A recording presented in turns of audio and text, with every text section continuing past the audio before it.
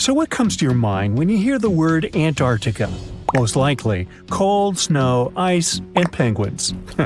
Yet, this is one of the least explored regions in the world that hides many strange and unique things. Check them out.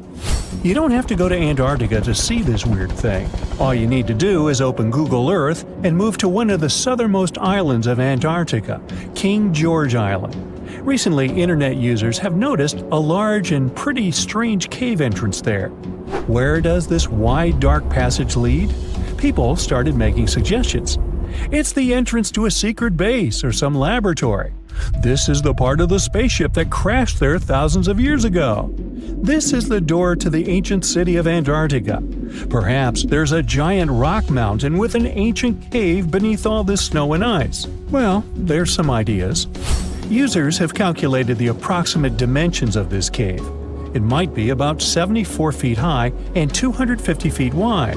You could hide a Boeing passenger jet in there. Nature probably created this entrance. This is a logical explanation, but there are two strange factors. First, take a look at the foot of the mountain. It seems that there are steps there. They're dark in color, as if they're made of stone. And if you look closely, you can notice something similar to human footprints. Has anyone entered this cave? Or maybe someone is still living there now. The second oddity is the disappearance of the mysterious finding. For the first time, people noticed it in a Google Maps snap in 2007. Then the entrance disappeared. Then it reappeared a few years later. After that, it vanished. And in 2022, people saw it again. Perhaps old snow melts, a new layer falls, and then the wind blows it away and the cycle repeats. But the alleged steps leading deep into the cave make one doubt the natural origin of this tunnel. You can easily find the coordinates on the internet and visit the cave via Google Earth. You might see something there and tell the world. There's another strange thing people discovered with the help of Google Earth. In 2020, one user found a strange object that looked like a giant ship 100 miles off the coast of Antarctica. It was covered with ice and snow and lying on its side. It looked like a cruise ship. You could notice the windows, the deck, and the bridge. But not all people agreed with this. Some claimed it was a spaceship. Others said it was some kind of secret building. The user who first noticed the ship stated that its size was about 400 feet, which is the perfect length for a passenger vessel. But what is this ship doing in such a remote place in the middle of to these questions yet? In 2016, people using Google Earth discovered a photo of an unknown sea monster floating off the coast of Antarctica. This creature resembled a giant squid with a length of about 200 feet. This is slightly shorter than 3 train cars. Just imagine this kraken swimming in Antarctica's dark, icy waters and dragging to the bottom everything it meets on its way. Maybe it's the great and terrible Chulu, or one of its offspring. You will quickly notice this blood-red waterfall among Antarctica's endless, dazzling white landscapes. Don't worry, it's not blood. For many centuries, the waterfall has been painting snow in a bright red color. The stream flows straight out of a white iceberg. Let's look inside and find out what's happening there. Millions of years ago, there was a small crystal-clear pond, but then a glacier formed around it. A thick layer of ice and snow blocks sunlight, heat, and oxygen access. For millennia, the reservoir remained in this cold vacuum. But at one point, the water made a hole in the icy wall and broke out. When this salty water comes into contact with oxygen, it immediately turns scarlet or rusty.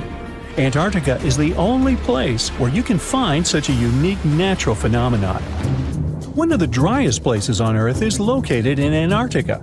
It's one of the most lifeless deserts in the world, the McMurdo Dry Valleys. In this desert, you won't see the scorching sun, hot sand, and cacti. A desert means a place with a lack of precipitation and life. The McMurdo Dry Valleys meet these parameters, but this place is also unique for Antarctica, since you won't find glaciers there. Despite the frost, ice can't form in the desert because it hasn't rained for millions of years there. It also never snows. A strong wind coming from the mountains reaches speeds up to 200 miles per hour. It would be difficult for you to stay on your feet there. The wind is filled with moisture. It heats up and evaporates all the liquid and snow in the desert because of its high speed. Only dry air reaches the ground. But you can find several lakes there. They don't freeze, only thanks to the high concentration of salt. The water is so salty that large life forms can't develop there. But scientists have found microscopic organisms near the lakes.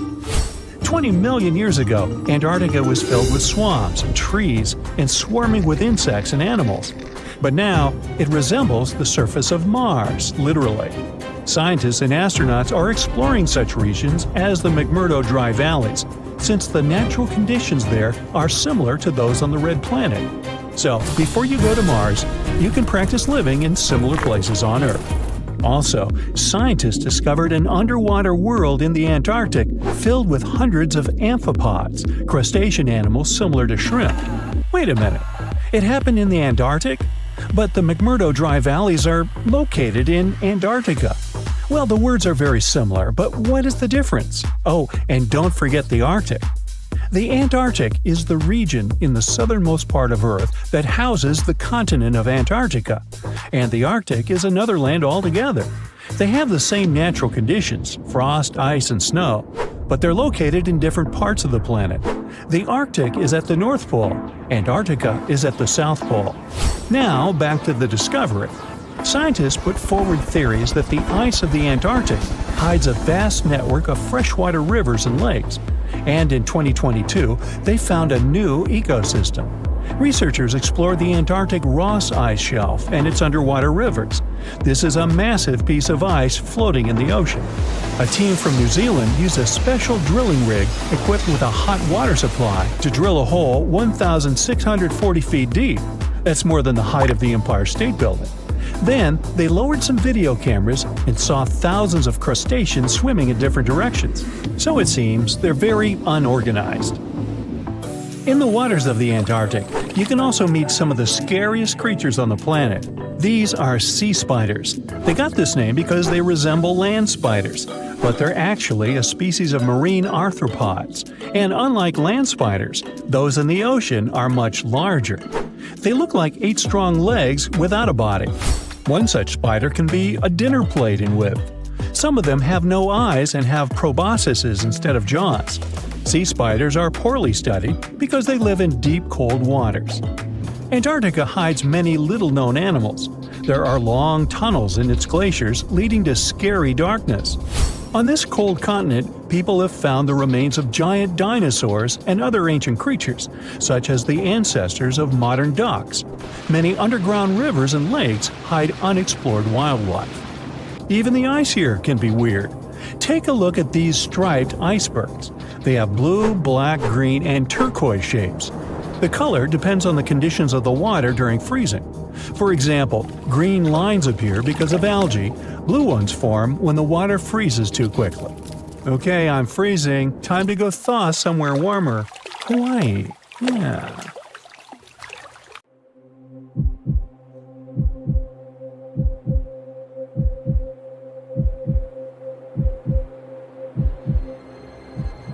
Leave it to people wandering on Google Earth to stumble upon the world's newest and weirdest places ever.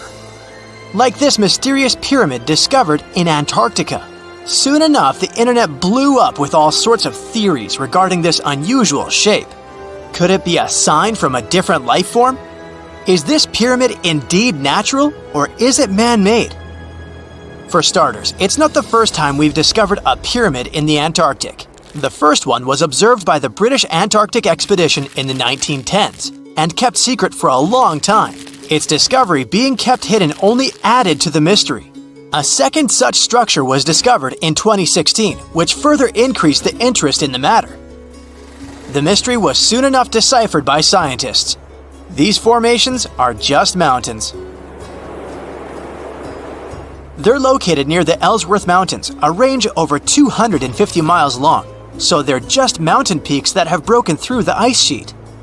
As for their particular shape, it's just a coincidence. Pyramids are found throughout nature. The Matterhorn in the Alps and Mount Ballenstinder in Iceland, for example, are quite similar in terms of shape. As for the official name of these peaks, they're called nunataks, or peaks of rock, peeking through a glacier or an ice sheet. Antarctica has way more incredible features, like the fact that it's home of 60 to 90% of the world's fresh water. That's because its ice sheet is the biggest on our planet, stretching across 5.4 million square miles. I'll spare you the calculations, but that leaves only 1% of the continent ice-free. Antarctica's ice reaches 2.7 miles thick at its deepest point, meaning half the height of Mount Everest. Should it ever melt completely, our sea levels would rise to roughly 200 feet. It wasn't always this cold, though.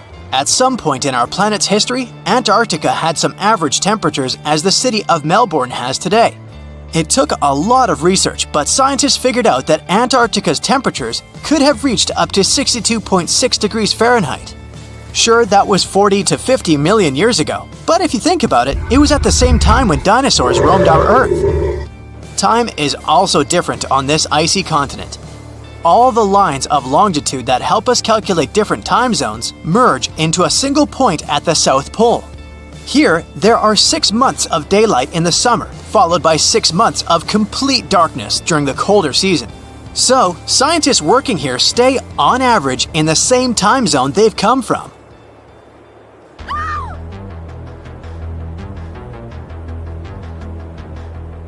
The Blood Falls aren't a chapter of a thriller movie.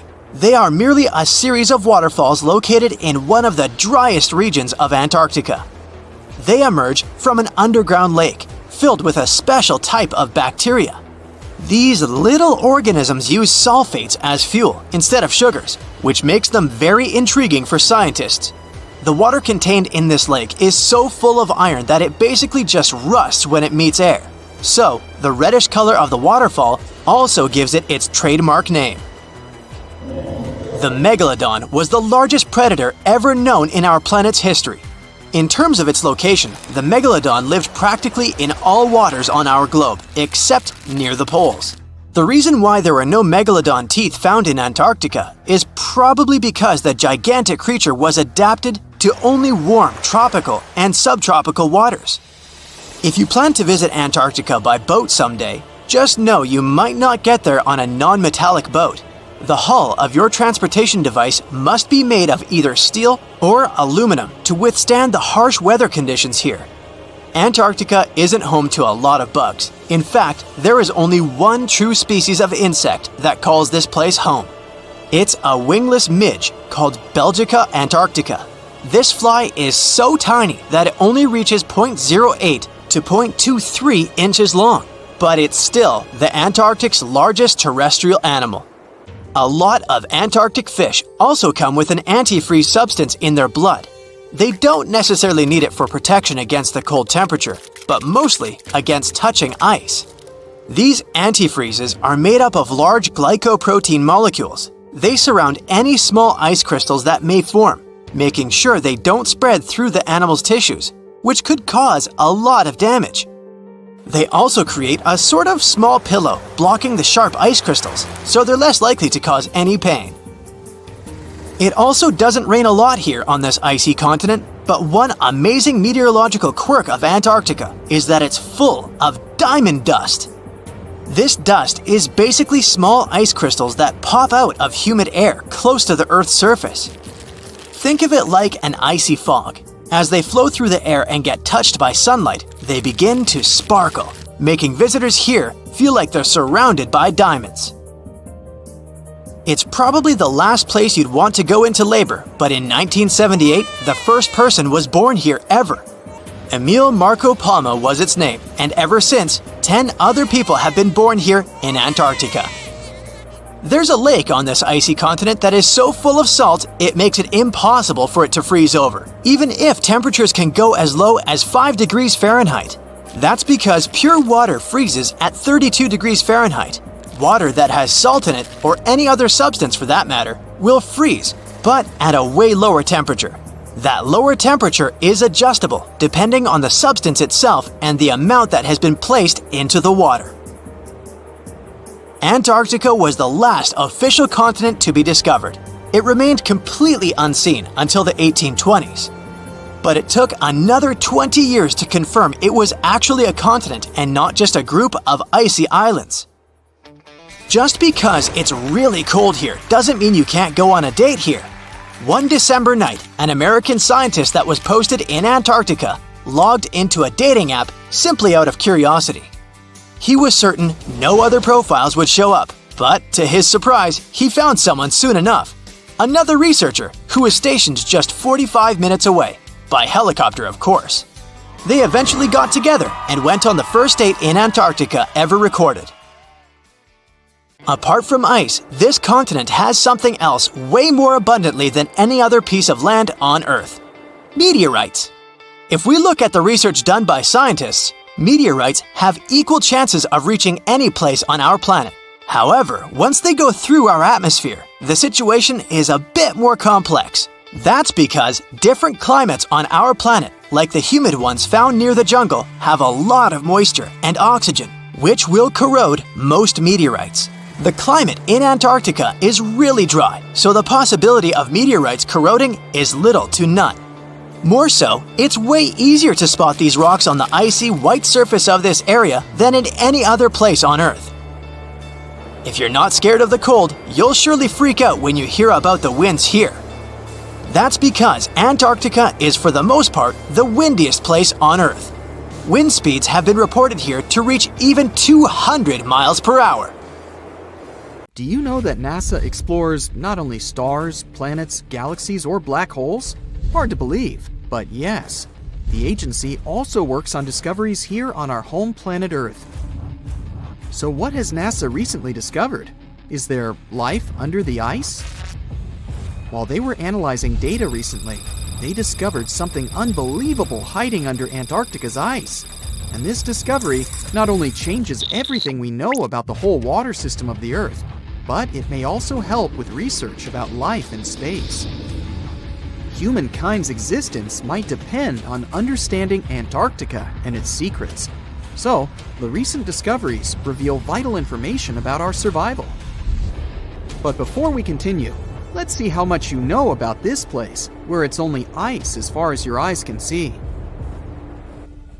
Antarctica is one of the world's 7 continents in the southern hemisphere. It's the 5th largest continent in terms of total area, and that means it's almost twice the size of Australia. Want to see real meteorites? Go to Antarctica. Due to its dry climate, Antarctica is one of the best places to observe space. But what's even greater is that you can find meteorites on the white surface of the continent. Scientists have already plucked about 45,000 meteorites from the ice, and they think they can see another 300,000. Since there aren't many terrestrial rocks there, it's easy for them to spot them, thanks to their dark color. Antarctica's dry desert environment also helps preserve them, even the ones that fell to Earth more than 1 million years ago. And can you imagine any volcanic activity in Antarctica? It's hard. But this place is where fire meets the ice. West Antarctica is where most volcanic activity occurs. Scientists recently found that 138 volcanoes exist in West Antarctica alone. Wow! You would think that Antarctica is always cold, but no. Its coastal regions can get as warm as 50 degrees Fahrenheit. But have you ever wondered what Antarctica would look like if there were no ice? It may seem unimaginable now, but it was not always covered by ice. That was 34 million years ago, though, so nobody could tell how the continent's surface would be without the ice. But NASA changed that. They generated computer simulations and created the most accurate map of it as of today. What they saw was incredible. The continent was not flat at all like it seemed. It's pretty bumpy with valleys, rolling plains, and high mountains. But this was nothing next to what they had discovered under Antarctica's ice. So, what is it? Drum roll, please. NASA found 2 new subglacial lakes. And what's even cooler about it is that they spotted these lakes from space. How is that? If your answer is high-tech satellites, then you're right. In 2003, NASA launched a satellite called IceSat. It measured ice sheet mass balance and cloud and aerosol heights. The satellite also helped create the ice-free map of Antarctica. In 2010, the European Space Agency launched the second satellite, Cryosat-2. It was for tracking the changes in the thickness of the ice. Then, in 2018, NASA launched the third one, IceSat-2, a follow-on to the IceSat spacecraft. It measured ice sheet elevation and sea ice thickness. It was NASA's most advanced Earth-observing laser instrument. It delivered the highest precision data. And when that was combined with the data from the other satellites, it was possible to spot these two new lakes near a pair of larger ones. But how is it possible that these lakes exist in the first place? The average thickness of most Antarctica ice is approximately 1.2 miles. However, it can get over 1.8 miles thick in some places, especially during the winter. So, you might think that there's nothing under there, but science says otherwise. It's not quite possible to see it with your bare eyes, but the continent's ice is slowly but constantly flowing in different directions under the force of its weight. But scientists could not figure out how water moved for many years. That started to change in 2007, when data gathered from the IceSat provided insight into what hides beneath the surface. They first discovered an entire network of meltwater lakes connected under Antarctica's fast-flowing ice streams, and there were hundreds of them. Scripps Institution of Oceanography glaciologist Helen Amanda Fricker figured that the elevation changes measured by IceSat happened because of the dynamics of these lakes. They did not hold meltwater statically. Instead, they were filling and draining continuously over time through a system of waterways. And as they did that, the ice above rose and fell. But where do they drain? The ocean, of course, and it drains a lot. A recent study, co-authored by Fricker, found that the drainage of one lake flushed as much as 198 billion gallons into the ocean in only 3 days. Countless mysteries about how nature works are still waiting to be solved. But finding the two new lakes will give scientists a better picture of how fast the Antarctic ice sheet will change as the climate gets warmer, and how this will affect global ocean currents and sea level rise. The filling and draining cycle of the lakes also cause the ice sheet to suffer cracks and crevices. So, the information they find from these new lakes will also give them a better understanding of the damage on the surface of the ice. They will also be able to assess how this filling and draining system influences the speed at which ice slips into the oceans and seas. And that means they can evaluate how the added fresh water may alter marine ecosystems. This discovery may also suggest whether life is under the ice. Wow! Scientists drilled through about 3,504 feet of ice and found that water samples taken from one of the lakes contained approximately 10,000 bacterial cells per milliliter. Such a high number of bacterial life is a good sign, because that means the icy waters might also support higher life forms, such as microanimals, and one of these new lakes might even be their home. But the most exciting thing is that the new lakes might help them understand whether life on other planets is possible. Scientists believe any life below the frozen surface of the planet Mars might follow the patterns seen in Antarctica's lakes. So, there is a possibility that they might find critical new information on the type of life that may have existed on the red planet. You wouldn't want to be there during the winter, though. The lowest temperature on Earth you can experience is negative 128 degrees Fahrenheit. In 2010, there was an even lower temperature of negative 135 degrees Fahrenheit. And you may feel this cold much worse due to the strong and dry winds. Did you know that the size of the ice surface on Antarctica also changes throughout the year? It's about 1.2 million square miles during the summer, but when it's winter, it grows to 7.3 million square miles. Yet, despite the change, it remains the largest piece of ice on Earth. Sorry, Arctic, you lose. Do you know these cute little penguins? Consider these animals the locals, because there is no native population in Antarctica. It's a no man's land, because no single country owns it. But do you know who really owns it? 5 different species of penguins, seals, and killer whales. Ha ha. Despite the continent's harsh conditions, you can visit it as a tourist for fishing and research purposes. Around 5,000 people reside on the continent during summer at research stations. But when winter comes, the number naturally drops down to 1,000. Antarctica's ice blanket makes up 70% of the world's freshwater reserves. Imagine what would happen if it melted. The global sea levels would be raised by almost 200 feet. In 2011, scientists from Chile found a weird-looking fossil in Antarctica that looked like a squashed football. Almost 10 years later, the rock just sat on a shelf in Chile's National Museum of Natural History with no specific label. It went by The Thing in the museum because it looked like something from a science fiction movie. When the scientists finally got their hands on the strange fossil, it turned out it was actually a giant softshell egg from around 66 million years ago. This one is more than 11 inches long and 7 inches wide. A regular chicken egg is just 2.5 inches long, and an ostrich egg is almost 6 inches long for comparison. So, the Thing won the title of the biggest softshell egg ever found and the second largest egg of any animal we know of.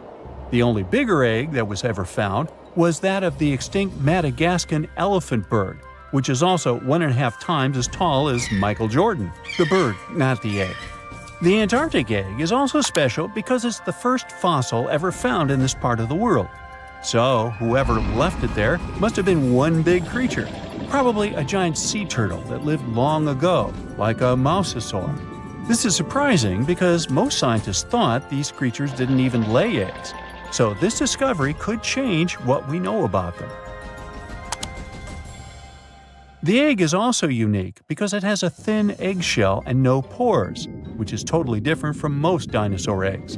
It actually looks more like the eggs of lizards and snakes, but it came from a giant creature related to these animals. No known dinosaurs or flying reptiles from that time and place were big enough to lay such a huge egg, so it must have been a mosasaur after all. But we can't be 100% sure.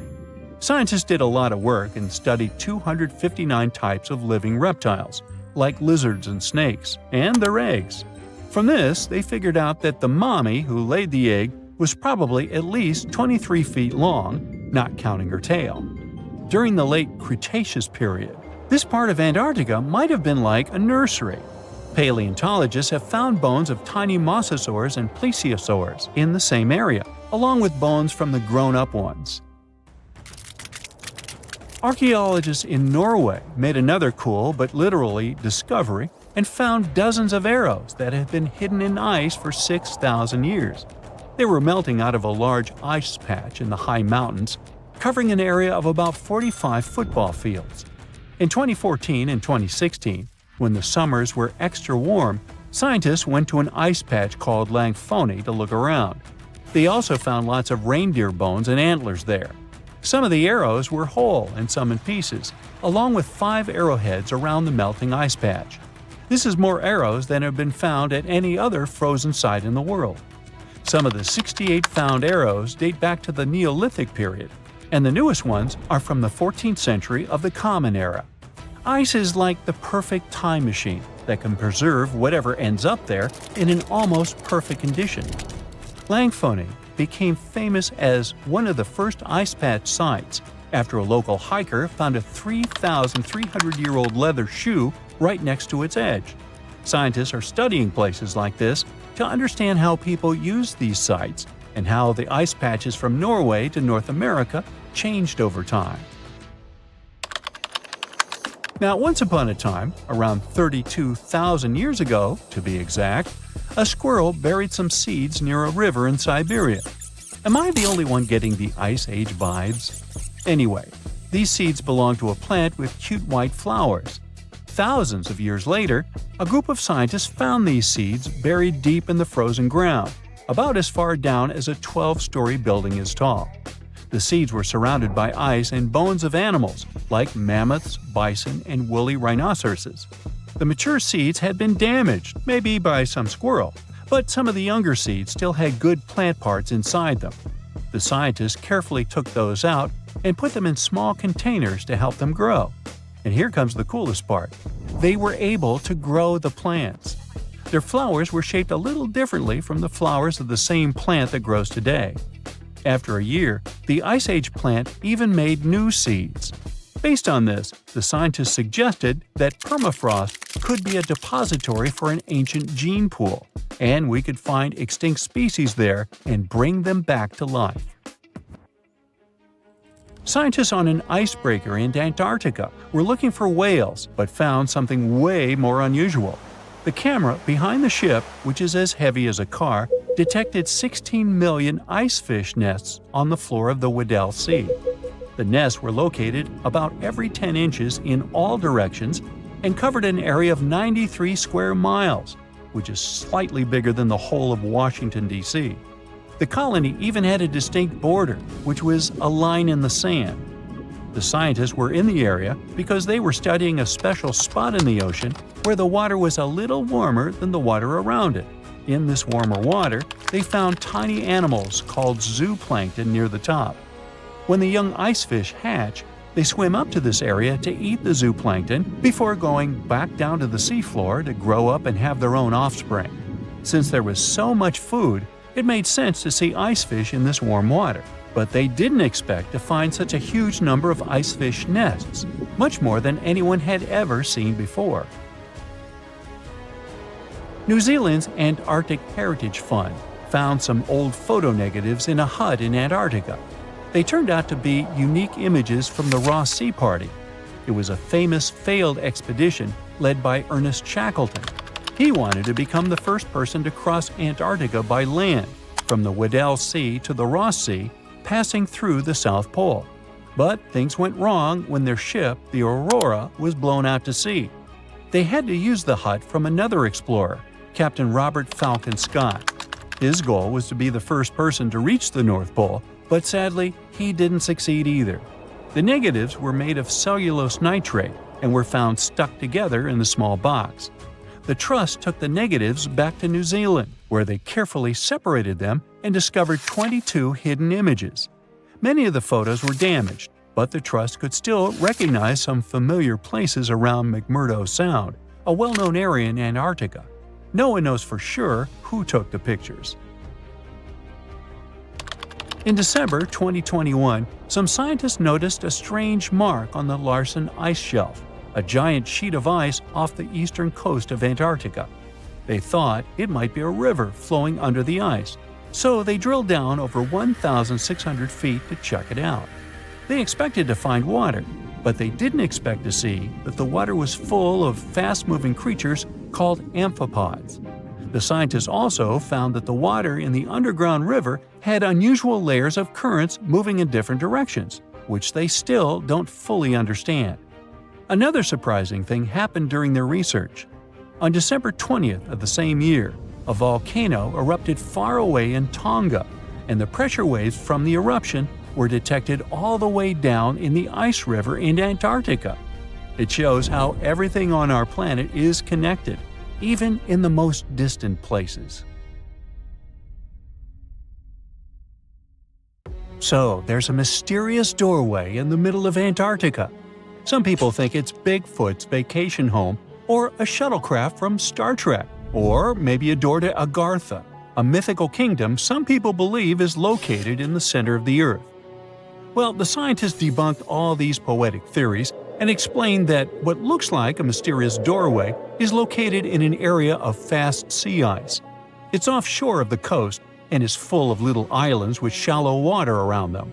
When ice flows around hard rocks hidden underneath, it can create patterns that look odd but are totally normal. In this spot, the ice is thin, so the rocks underneath have a big effect on how the ice moves. The cold winds in Antarctica also shape the ice and snow and make it look like they're lines and shapes. So, the mysterious doorway is just a rocky ridge poking out because the ice has melted a little. The top of the doorway is the tip of the rock, and the sides are snowy trails left by strong winds blowing in the same direction. It's essentially an iceberg that got stranded and is melting in one place. One YouTuber found another out-of-place mysterious object more than 150 miles off the shore of Antarctica, a 400-foot-long ice ship. The internet went wild with theories like that the ship must have ended up there right from the Bermuda Triangle. But there was no scientific proof that it was a ship and not just a large chunk of ice. And once some other internet users revisited the place, they noticed the ice melted in the summer and the hypothetical ship was gone. Another mysterious Google Maps find in Antarctica was a pyramid. And before you make up an exciting theory about how the ancient Egyptians built a secret base here, I have to tell you it turned out to be just a mountain. It's part of the tallest mountain range in Antarctica that stretches for almost 250 miles. It's not the first pyramid on this continent, as explorers from the British Antarctic expedition found another unusually shaped mountain and nicknamed it the Pyramid. But this one didn't even have a pyramid shape. Here's one Antarctic find that definitely won't disappoint you: a giant ice shelf that reminded scientists of the Grand Canyon. A special submarine robot named RAN covered over 600 miles under the thick ice and brought back some amazing footage of icy mountains, valleys, flat plateaus, and swirly patterns made entirely of ice. One of the strangest things RAN found was giant bowl-shaped holes, or scoops, in the ice. Sadly, scientists lost track of the robot.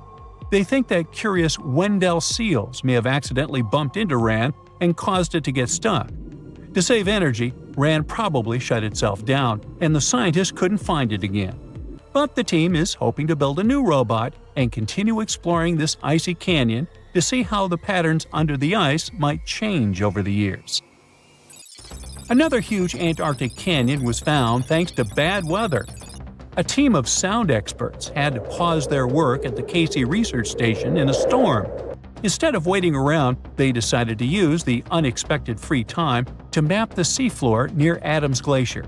And that's how they found a canyon that is almost 7,000 feet deep, almost 30,000 feet wide, and stretches over 28 miles away from the glacier.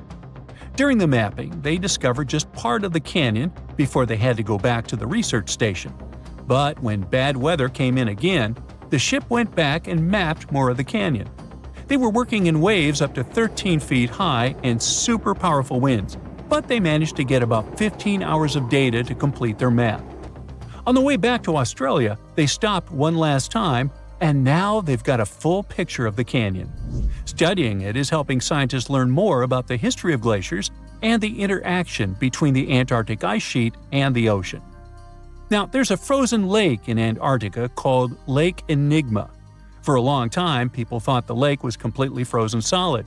But during one expedition, researchers found that under the thick ice, there was a layer of liquid water about 40 feet deep. To learn more, they drilled through the ice and sent down a camera to explore what was hiding in the lake's depths. The lake's water, which they think comes from the nearby amorphous glacier through a secret underground pathway, was filled with strange microbial life. These tiny microbes lived in mats that covered the lake bed. Some of the mats were thin and spiky, and others looked like crumpled carpets, or even small tree-like shapes that grew up to 16 inches. Many of the microbes could make their own food through photosynthesis, just like plants do, and it gave the lake a high amount of oxygen. One of the coolest discoveries was a type of microbe which usually lives in low-oxygen places. Lake Enigma might be similar to environments on icy moons like Europa or Enceladus, so it could mean that these moons also have hidden water under their ice and possibly microbial life too. One more mind-boggling discovery from Antarctica is tiny pieces of amber in mudstone, found here for the very first time. It took scientists years of studying incredibly well-preserved fossilized roots, pollen, and spores that they found back in 2017. Amber proves that resin-producing trees once grew in Antarctica, part of a lush rainforest that existed near the South Pole during the mid-Cretaceous period. Back then, disclaimer, I wasn't around then, the trees would have had to survive through months of darkness during the long Antarctic winters. Scientists believe they adapted by going dormant for a long time. The amber pieces the scientists found are tiny, but they are beautiful shades of yellow and orange with bumpy surfaces that show how the resin flowed out of the trees. This resin likely leaked out to protect the trees from insects. It was preserved because water quickly covered it and kept it safe from sunlight and air. A scientist was browsing through satellite images for brown trails of penguin waste and found 4 new colonies of emperor penguins at the base of the globe. These new colonies likely have been around for years, though 3 of them are rather small, with fewer than 1,000 breeding penguins each. One of the new colonies was found close to a place called the Lazarev Ice Shelf, where there used to be a larger penguin colony. They thought this colony went extinct in 2019, but it seems the penguins have just moved a bit because of changing sea ice conditions. So studying them can help us learn more about how emperor penguins adapt to changes in the environment. Now, there used to be a giant river system in Antarctica 40 million years ago. Researchers found proof of it after studying soft sediments and hard rocks from the frozen seabed. They looked at tiny bits of radioactive elements, like uranium and lead, and learned that the deeper dirt came from the time of dinosaurs. The dirt closer to the surface was younger and had an interesting pattern, like the kind you see in river deltas today, such as in the Mississippi River or Rio Grande. Scientists found tiny signs of life in the sand. The river that once flowed here started in the Trans-Antarctic Mountains and traveled 930 miles before it reached the sea. Researchers kept studying newer layers of dirt from about 20 million years ago. They hope this will help them predict what the Earth's weather patterns might be like in the future. Consider Lake Enigma. What a fitting name! It's already strange enough because it's not even supposed to exist. But now, we stumbled upon actual life deep beneath it. And this just might help NASA in their search for life in outer space. The lake lies deep in the icy heart of Antarctica, so it's not really a water pool like we're used to, more like a lake-like block of ice, or so we thought. Just recently, Italian scientists discovered a secret that had been buried for ages, an actual body of water, and in this water, life is thriving. Various microorganisms, and even some weird little hunters, which is super weird, since Enigma sits in a remote and harsh corner of our planet, the northern Victoria Land in Antarctica. The entire South Pole is cold, but in this place, temperatures can plummet to a horrifying minus 41 degrees Fahrenheit, though on average it's around 7. Chilly. Like we said, this lake shouldn't even be there at all. Antarctica is technically the largest desert on Earth, even though it's covered in snow, because it's super dry. There are 0 rains, truly little snowfall, and the sun barely evaporates anything. And even if there is some water, the insane winds make sure to dry everything out super quickly. Putting on our thinking caps, this lake should lose an unimaginable 7 million cubic feet of water every year. Yet, the water remains. Why? No one knows. Scientists say there could be something deep underground that refills it constantly. They just have no idea what that might be. Maybe deep underground rivers, melting ice, or something else entirely. But hence the name, the Enigma Lake. The block of ice we mentioned is permanent and super thick, at least 36 feet of it, and that's higher than a 3-story building. So researchers decided to check out if there's anything beneath it. They used a so-called ground-penetrating radar, a super smart echo detector for the ground. This radar sends invisible radio waves into the Earth. When they hit something underground, like rocks, water, or anything else, they bounce back to the device. By measuring how long it takes for the signal to return and how strong they are, we can determine the distance and what exactly the radar hit. That's how animals like bats, whales, and dolphins can see underwater. And we humans stole this cool nature idea to research buried structures and hidden caves. Scientists used this device all over the Enigma surface. This way, they were able to create an entire map of this under-ice world beneath. The water itself wasn't surprising. It's the unique ecosystem in it that shocked them. Unfortunately, no secret monsters or extraterrestrial secrets this time. But there are microorganisms there that may not exist anywhere else on Earth. Somehow, these creatures have managed to survive in complete isolation and extreme cold. It's not that we don't know these microorganisms, we've met them before, just not exactly like this. There are a couple groups hanging out down there. The first one is Bacteroidota. They love breaking down complex molecules, especially in your stomach, and help digest tough plant fibers. They mostly hang out inside us, but in the outside world, we might occasionally find them in soils and oceans. Then Actinobacteriota. Genius chemists among bacteria. They decompose organic materials and help the soil get healthier. They're also famous for producing antibiotics, so we owe a lot of our medicine to them. The third one is Pseudomonadota. These guys weren't a surprise. They're crazy adaptable. They can thrive pretty much anywhere, from soil to water to the human body.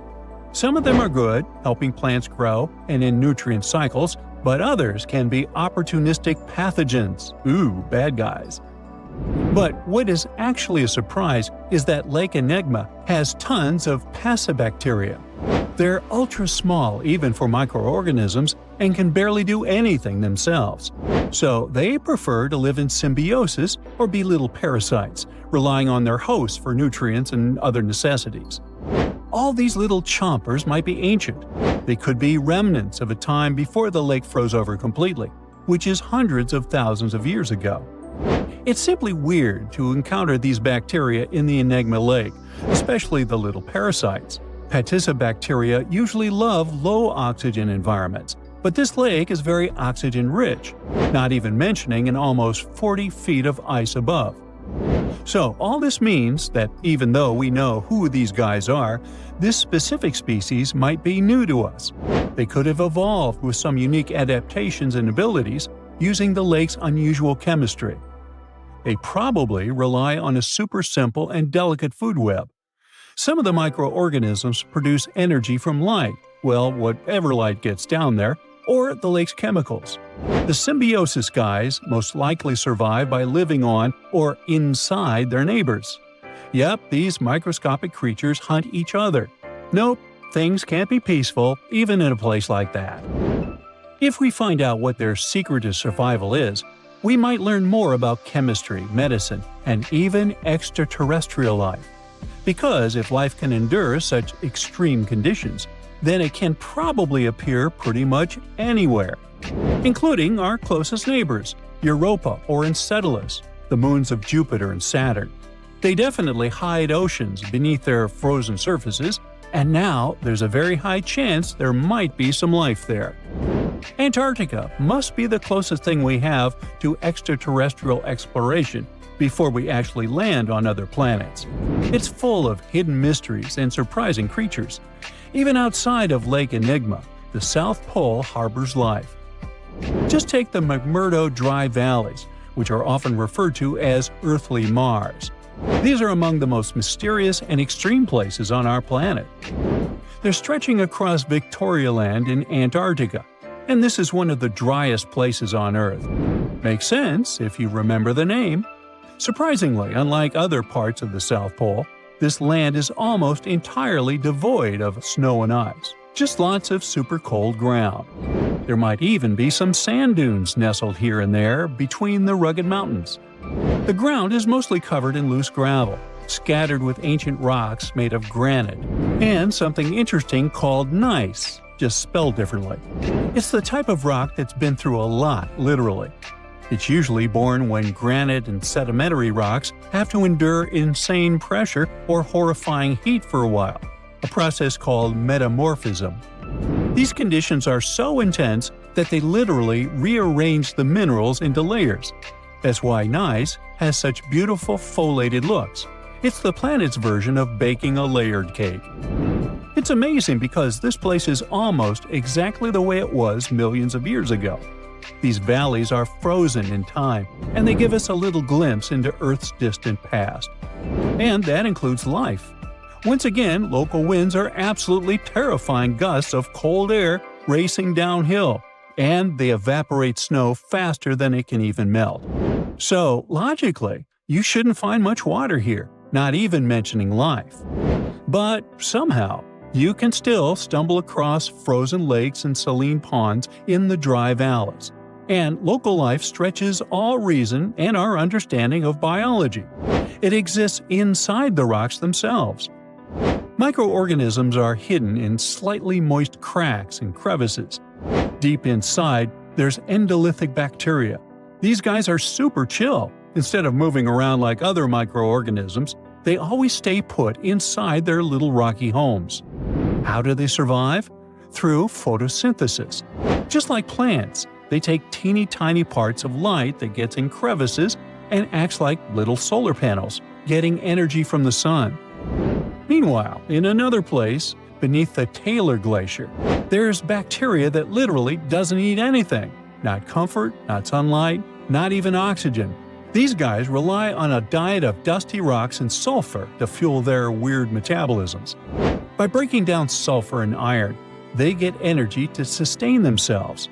This way, they easily survive in deep seas at sub-freezing temperatures, completely cut off from sunlight, oxygen, and the world itself. This place is fascinating for both its life and the lack of it. In some parts of the valleys, like University Valley, yes, that's what it's called, the permafrost is so harsh that no microbes were found at all. This might be one of the only places on Earth where life appears to be completely absent, a quite scary idea. Anyway, now scientists are thinking about learning more about Lake Enigma and drilling this Mars-like environment, exactly for that reason, to see how we could get samples from Mars in the future. Ooh, you're diving into the dark and icy waters of Antarctica. The eerie blue darkness is enveloping you, reminiscent of the vast expanse of open space. In these depths, where you least expect to encounter any living creature, you suddenly hear a loud, strange sound. A quacking noise, as if a giant duck was hidden in the deep. In 1960, researchers first recorded this sound and named it Bioduck. Clever. For decades, they tried to unravel the mystery of its source. Was it a giant kraken? An extraterrestrial spaceship that had crashed into the ocean? A mysterious sea monster? Or perhaps an enormous duck? There were many versions, one more bizarre than the other. Oceanographers detected similar sounds in other locations as well. Off the western coast of Australia and near New Zealand, they recorded similar but higher pitch signals, which they named Biogoose. It seems the creepy atmosphere of the story disappears with such names. Anyways, these sounds were not isolated incidents. They happened multiple times with consistent intervals. Many initially thought the source must be mechanical, given the regularity of the sounds. However, studying the oceans in the latter half of the 20th century was challenging because of limited technologies. Nevertheless, scientists persisted in collecting data on Bioduck and Biogoose, driven by their insatiable curiosity. As more data accumulated, so did the theories. But scientists eventually uncovered the mystery. Bioduck turned out to be a form of communication with a biological origin. When researchers analyzed the repeating sounds, they noticed that the signals never overlapped.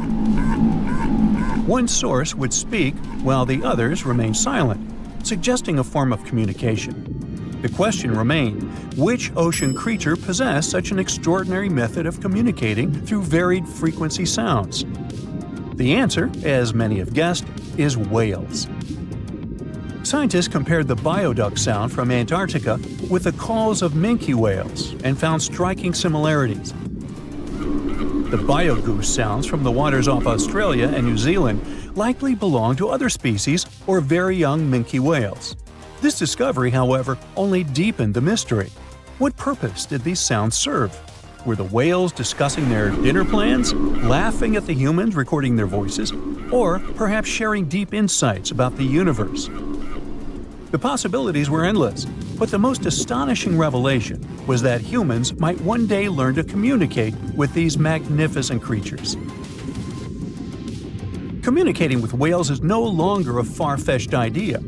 Scientists from the University of California have already established contact with a humpback whale named Twain. In a groundbreaking experiment, researchers conducted a 20-minute conversation with a marine mammal. Here's how they did it. The specialists went on a marine expedition to the coast of Alaska, where they recorded the sounds of a group of humpback whales. Then they played these sounds through speakers, sending the signals back into the ocean. The recorded sounds resembled a greeting, like, "Hey, what's up?" but in the whale language. These greetings are used by whales to call each other or indicate their location. Now, soon after sending the signals, the researchers received a response. Twain approached the boat, circled it, and replied with a "hey" of its own. This marked the beginning of the first ever human-whale conversation. For 20 minutes, the scientists sent 36 signals to Twain, and each time the whale responded. Moreover, it waited for time intervals before answering. That is, the team received a response from the whale, waited 10 seconds, and turned on the sound again. Researchers then waited 10 seconds and answered. It seems that Twain was a very delicate interlocutor. Maybe it was a gentleman in the whale world, who knows? Or maybe it was simply intrigued by the unusual interaction. The signals used in this communication belonged to a group of whales that included Twain. It's likely that the researchers had recorded Twain's own sounds and used them to communicate with it. In a sense, Twain was conversing with itself. Now let's continue our journey and venture into the deepest oceanic trench on Earth, the Mariana Trench. A quick reminder, the Mariana Trench is a colossal chasm in the ocean floor, stretching over 1,500 miles south of Japan and reaching a depth of nearly 36,000 feet at its deepest point. To put that into perspective, the height of the Burj Khalifa, the world's tallest building, is like 1/10 of the Mariana Trench's depth. Now imagine this. In this deep, dark abyss, scientists recorded a strange sound.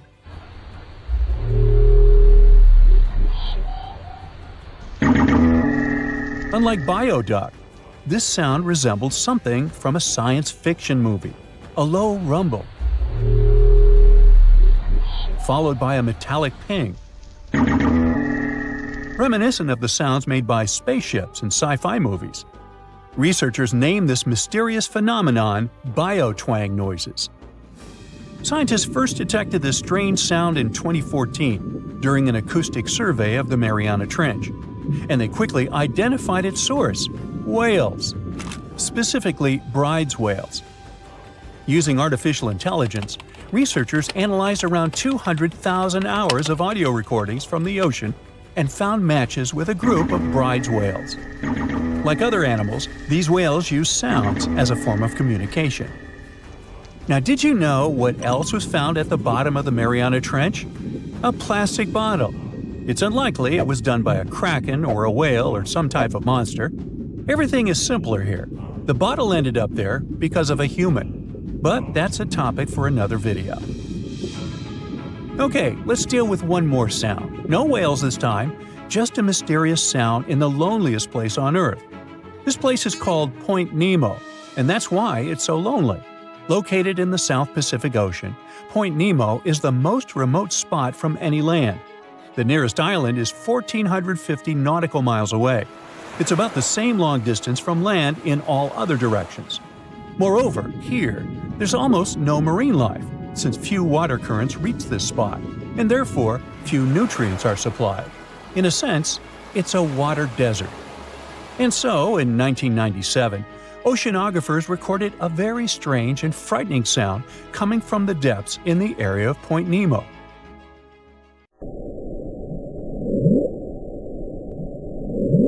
It was something gigantic and scary. People called it the Bloop. As soon as journalists found out about this phenomenon, people around the world began to invent the most fantastic versions. The most popular of them was that the sound's source was a giant sea monster, kraken, or some other creature. The hype around the Bloop didn't last very long. Scientists managed to find out the nature of the mysterious noise. It turned out it belonged to an iceberg. When they crack and collapse, they create powerful ultra-low frequency sounds that can be heard from a very long distance. To confirm this version, Scientists recorded the sounds of other icebergs and heard something similar to the Bloop. Oh, by the way, Point Nemo is so lonely that space agencies drop out-of-service satellites here. Space objects just fall in the water. There's a 99% chance that no animal or human will be harmed by falling debris in this lonely place. That's why many people call it the satellite cemetery. But what if, someday, a spaceship from another planet falls here? What if it has already fallen in Point Nemo and sometimes emits an emergency signal that breaks through the ocean? Ooh.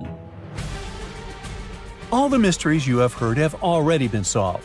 How about we end this video with a mystery that still baffles scientists? Meet Upsweep.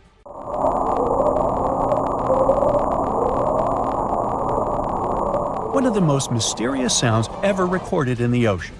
It's not just noise, it's a series of short ascending tones repeated at intervals of several seconds. It was first discovered in 1991 using hydrophones installed in the Pacific Ocean. At first, oceanographers suggested that upsweep could be associated with volcanic activity or underwater earthquakes.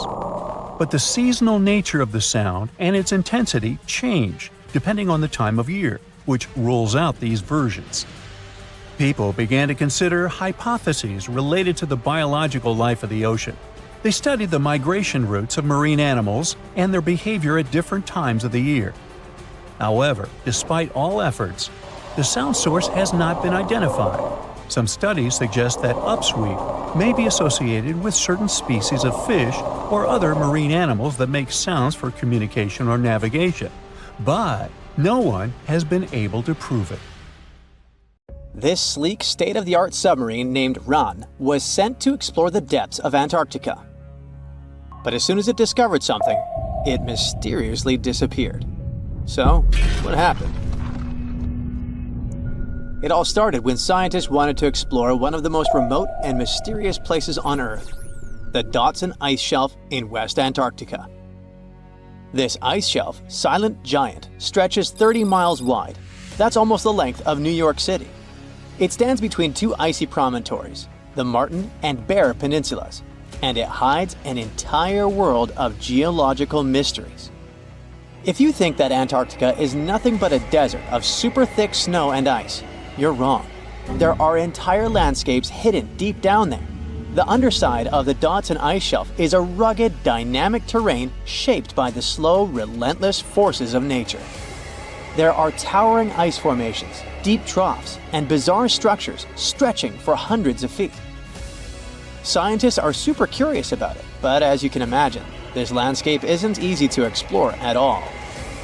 To find out more, we have to scan the area with satellites or try drilling through the snow, trying to collect the big picture, piece by piece.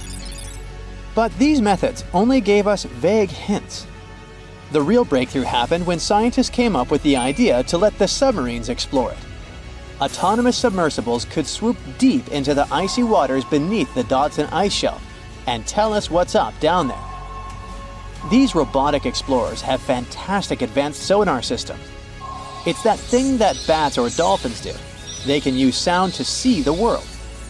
Basically, they send out sound waves underwater, and when those waves hit something like the ice shelf above or the seafloor below, they bounce back to the system. Animals feel how long it took for the sound waves to return and how they changed. And this helped them understand what's located where. For example, clicks that dolphins send out tell them where the fish are. We copied this crazy evolutionary trick and adapted it to our underwater exploration. Only our version is much cooler, with a higher level of precision, so we created detailed maps of the environment. The Ran submarine was one of those robotic explorers. It was named after the Norse deity of the sea. Ran had been meticulously programmed to navigate a treacherous landscape of Antarctica. But even with all this training, its journey led to an unexpected and eerie end. In 2019, Ran was sent to explore the depths beneath the Dodson Ice Shelf. It was a hero, the first one to go on a mission like this. The team said it was like seeing the other side of the moon. For 27 straight days, it worked tirelessly, It traveled over 620 miles beneath the thick ice. That's like a journey from Paris to Berlin. Ran went further and deeper than anyone could have imagined. At one point, it reached over 10 miles into the glacier's belly, and what it discovered down there was astonishing. Scientists thought there would be some smooth, uniform ice surfaces, but Ran revealed an underside marked by huge cracks, ridges. There were formations that looked like sand dunes, frozen in time. And finally, it found some mysterious swirling and teardrop-shaped patterns. They all looked more like art than geology. This actually tells the story of ice shelves and the ocean around it. Warm water sneaks in under the ice and melts it from below. Sometimes it smooths the ice out, but other times it carves out these weird, uneven shapes that look like patterns and drawings. And some of these shapes are huge, over 1,300 feet long. That's about 3.5 football fields. The reason why they look like swirling doodles is because the Earth spins. It makes the water turn in special ways, bending the shapes and drawing these spirals. It's called the Coriolis effect. Imagine you were on a merry-go-round and tried to throw something like a ball. It would go in a curve, not a straight line. Same thing happens with the water on Earth. Later, scientists found similar patterns in other Antarctic ice shelves, though they weren't as epic as the ones under Dodson. But Ran also discovered something horrifying. Turns out that these warm waters, aside from being great artists, are also a huge danger. The Dodson ice shelf isn't just hanging out serenely on the sea. It's part of a very delicate system and acts as a protective barrier that holds back huge glaciers in West Antarctica. The ice shelf is floating on the ocean, but it's still connected to the land. As warm water sneaks underneath it and the ice melts, the Dodson can't hold on to the land as tightly anymore. The protective barrier starts to weaken, and this lets the glaciers behind it move faster into the ocean. When those glaciers flow into the sea, they add more water, which could cause sea levels to rise, eventually changing our coastlines. Ran stumbled upon huge pockets where the ice was melting at alarming rates, all due to powerful underwater currents. It was like seeing a ticking clock on the glacier. The stakes were high, but luckily the submarine was ready. This time, it managed to return. And then, it worked for 5 more years, helping scientists with tons of useful data. The missions were daunting. There could be periods where Ran slipped into the pitch-black cavity beneath the glaciers, spending 24 hours without communication. But it was mapping every peak and every valley. It gained experience from over 40 missions below ice. Then, in early 2024, Ran went on a mission to the Thwaites Glacier. The mission was bold from the start. This place is also ominously referred to as the Doomsday Glacier. It's called that because it's slowly melting and has the potential to raise sea levels worldwide if it collapses, causing catastrophes everywhere. That's why Ran was dispatched to explore its underbelly, a place that had never been mapped so intricately before. The idea was to uncover the glacier's secrets, study how rapidly it was melting and why. This was Ran's second time exploring Thwaites. During the previous visit, it became the first sub to ever map the glacier's underside. Ran was exploring the depths from 650 feet to 1,650 feet. It sent a lot of data about how the Doomsday Glacier was slowly melting due to warm ocean currents. But while venturing into these icy depths, something went wrong. Out of nowhere, Ran vanished. Without warning, without a trace. One moment it was sending back crucial data, and the next it had slipped into the abyss. No distress signals, no final transmission, and it didn't return to the point it was supposed to. People sent extensive searches, helicopters soared overhead, drones buzzed through the frozen skies, but no sign of the submersible emerged from the glacier's grasp. After a while, Ran's batteries would certainly run away. So at this point, it had definitely been swallowed by the abyss beneath 1,500 feet of ice. That was a huge and sad loss for the scientific team. The scientists at the University of Gothenburg are now looking to replace Ran and continue their important research under Thwaites. To this day, Scientists have no idea what happened to it. Some say it may have been trapped in the ice. Others believe it was pulled away by an unseen current. It also might have collided with something unexpected. Whatever the truth is, its disappearance has left scientists stunned, and it looks like the ice shelf will hold on to its secrets a little longer. At least we gained a treasure trove of knowledge from Rand's journey. Scientists keep exploring Antarctica, looking for history that hides under the snow. For example, they discovered that around 90 million years ago, a lush temperate rainforest thrived near the South Pole. They revealed an ancient world far warmer than they ever imagined. Deep in Antarctica, they unearthed fossilized roots, pollen, and spores preserved in the soil. All this shows that there was a swampy rainforest that flourished despite months of polar darkness. All these discoveries changed our understanding of Earth's climate, both in the past and the future. Hey, look at this rock. At first sight, it looks like a regular boring rock, the likes of which you can see when walking along the beach. Its color doesn't stand out, and its weight is pretty regular, around 4 pounds.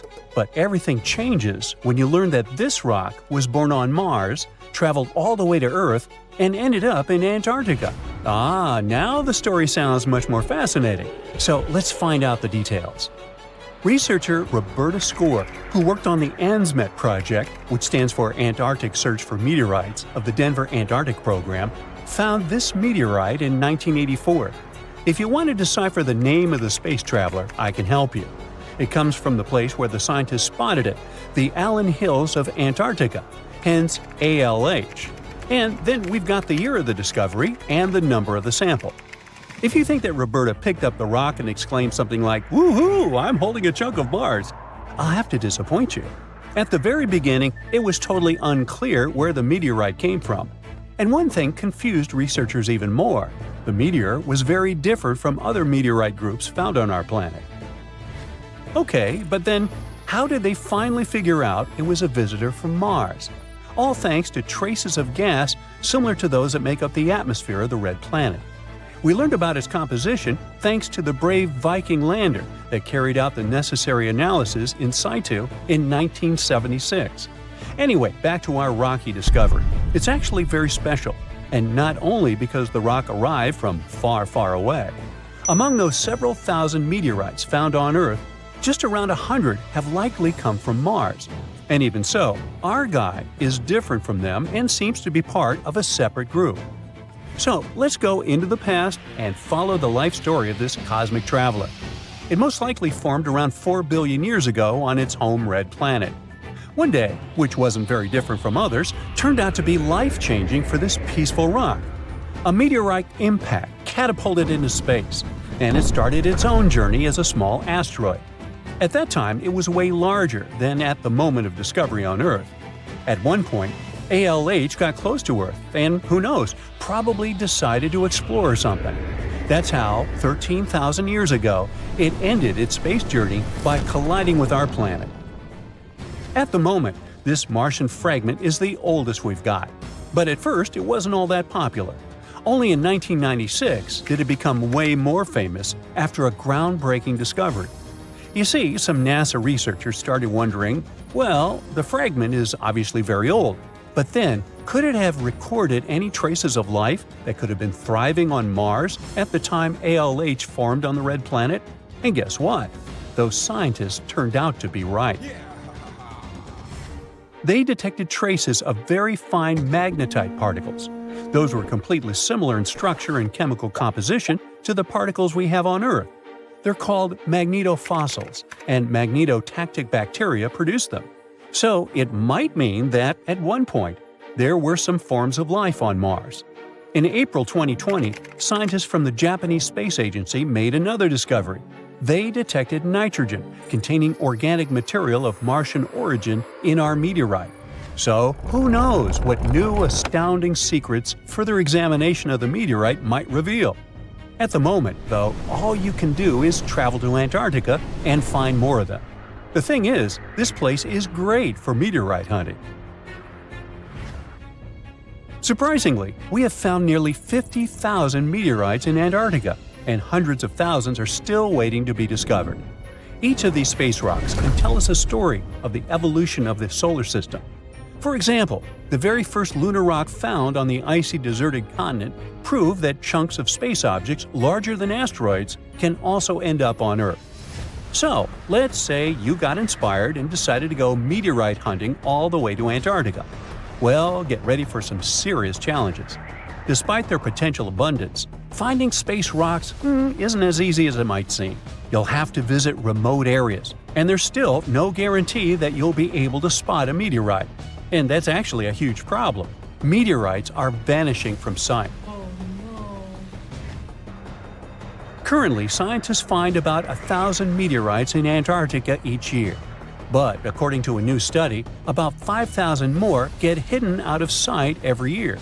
The culprit is warming temperatures. Worried scientists created a model that could help them figure out where those meteorites might surface. This model was quite complicated, taking into consideration snow cover, surface temperature, the speed at which ice flows, and even the steepness of the terrain. After that, they ran simulations under various warming scenarios.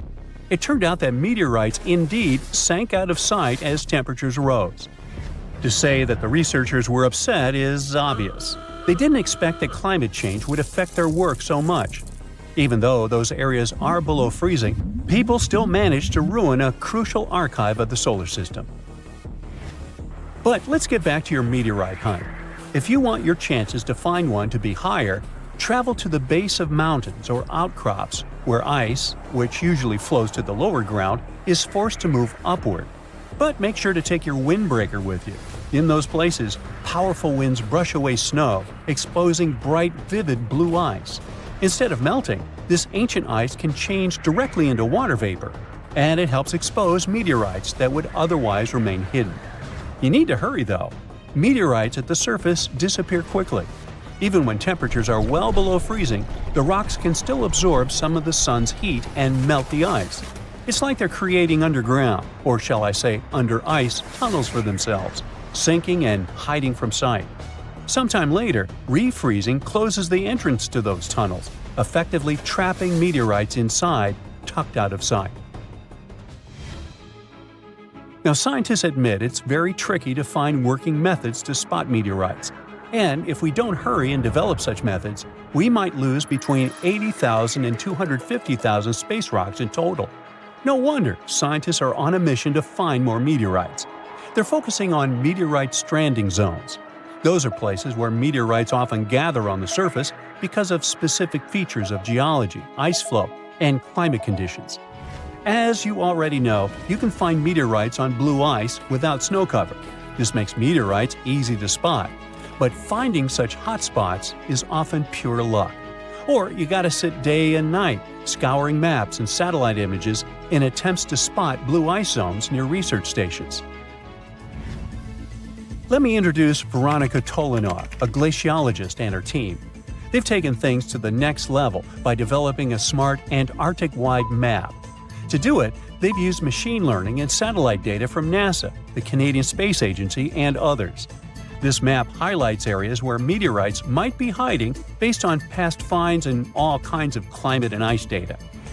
Apparently, the best places to find meteorites are along the edges of the continent and near mountains with blue ice. Unfortunately, it's not just the blue ice that matters. The temperature and speed of the ice flow are also super important. For example, if the ice flows too quickly, meteorites get swept away before they can accumulate. So, if you want to find a meteorite, you have to wait for very precise conditions. The surface temperature has to stay below 16 degrees Fahrenheit almost all the time. Otherwise, meteorites sink. You can start with the Allen Hills region. Yup, that's where our ALH friend was discovered. This area is kind of a meteorite gold mine with more than 1,000 finds. But there are even more promising places, like the Fimbulheimen Mountains, and no one has searched there yet. You might be the first. In any case, with this new map, researchers developed a where-to-go index that ranks the best meteorite hunting spots, making future field trips much more targeted. And with plenty of blue ice regions still unexplored, there are tons of meteorites just waiting to be found. So, what are you waiting for? We've all dreamed of visiting the Arctic and witnessing the natural wonders of polar bears frolicking on ice floes or the aurora borealis dancing across the sky. Well, sorry to break it to you, but you won't find any tourists flocking to Antarctica anytime soon. Why, you may ask? Let's dive into it. First off, where is Antarctica? It's located in the southern hemisphere, specifically at the South Pole. The Southern Ocean surrounds it, and most of the continent is covered by ice, making it one of the most remote and frigid places on Earth. Now, have you ever met someone who's visited Antarctica? Probably not. It's one of the least visited places on the planet, and only a handful of lucky explorers have seen its interior, which is mostly made up of glaciers and ice fields. But trust me when I say the wildlife and scenery are out of this world. Why shouldn't you travel to Antarctica? Well, for starters, the environment is incredibly fragile and can be easily damaged. Plus, there are no native human populations on the continent, so your travels would essentially be like visiting an uninhabited island. And let's not forget that it's also one of the most expensive destinations to travel to. Despite all that, Antarctica is not exactly guarded like a fortress, but there is an international agreement called the Antarctic Treaty. This treaty was negotiated to prevent any unwanted activity on the continent and bans some forms of testing done there by member states. But the primary reason we can't just waltz into Antarctica is that it has a delicate ecosystem that needs protection.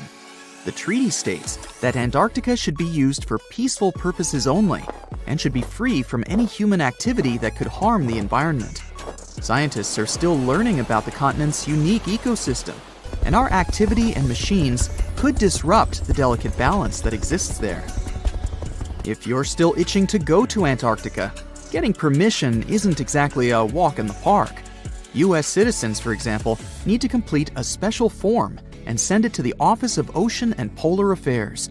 And once you're there, you'll need to follow some strict guidelines to protect the environment, like not disturbing any wildlife or taking souvenirs like rocks, plants, or animals. Now, technically, can you live in Antarctica? While there are no laws banning people from living there permanently, it's a very inhospitable environment and unsuitable for human habitation.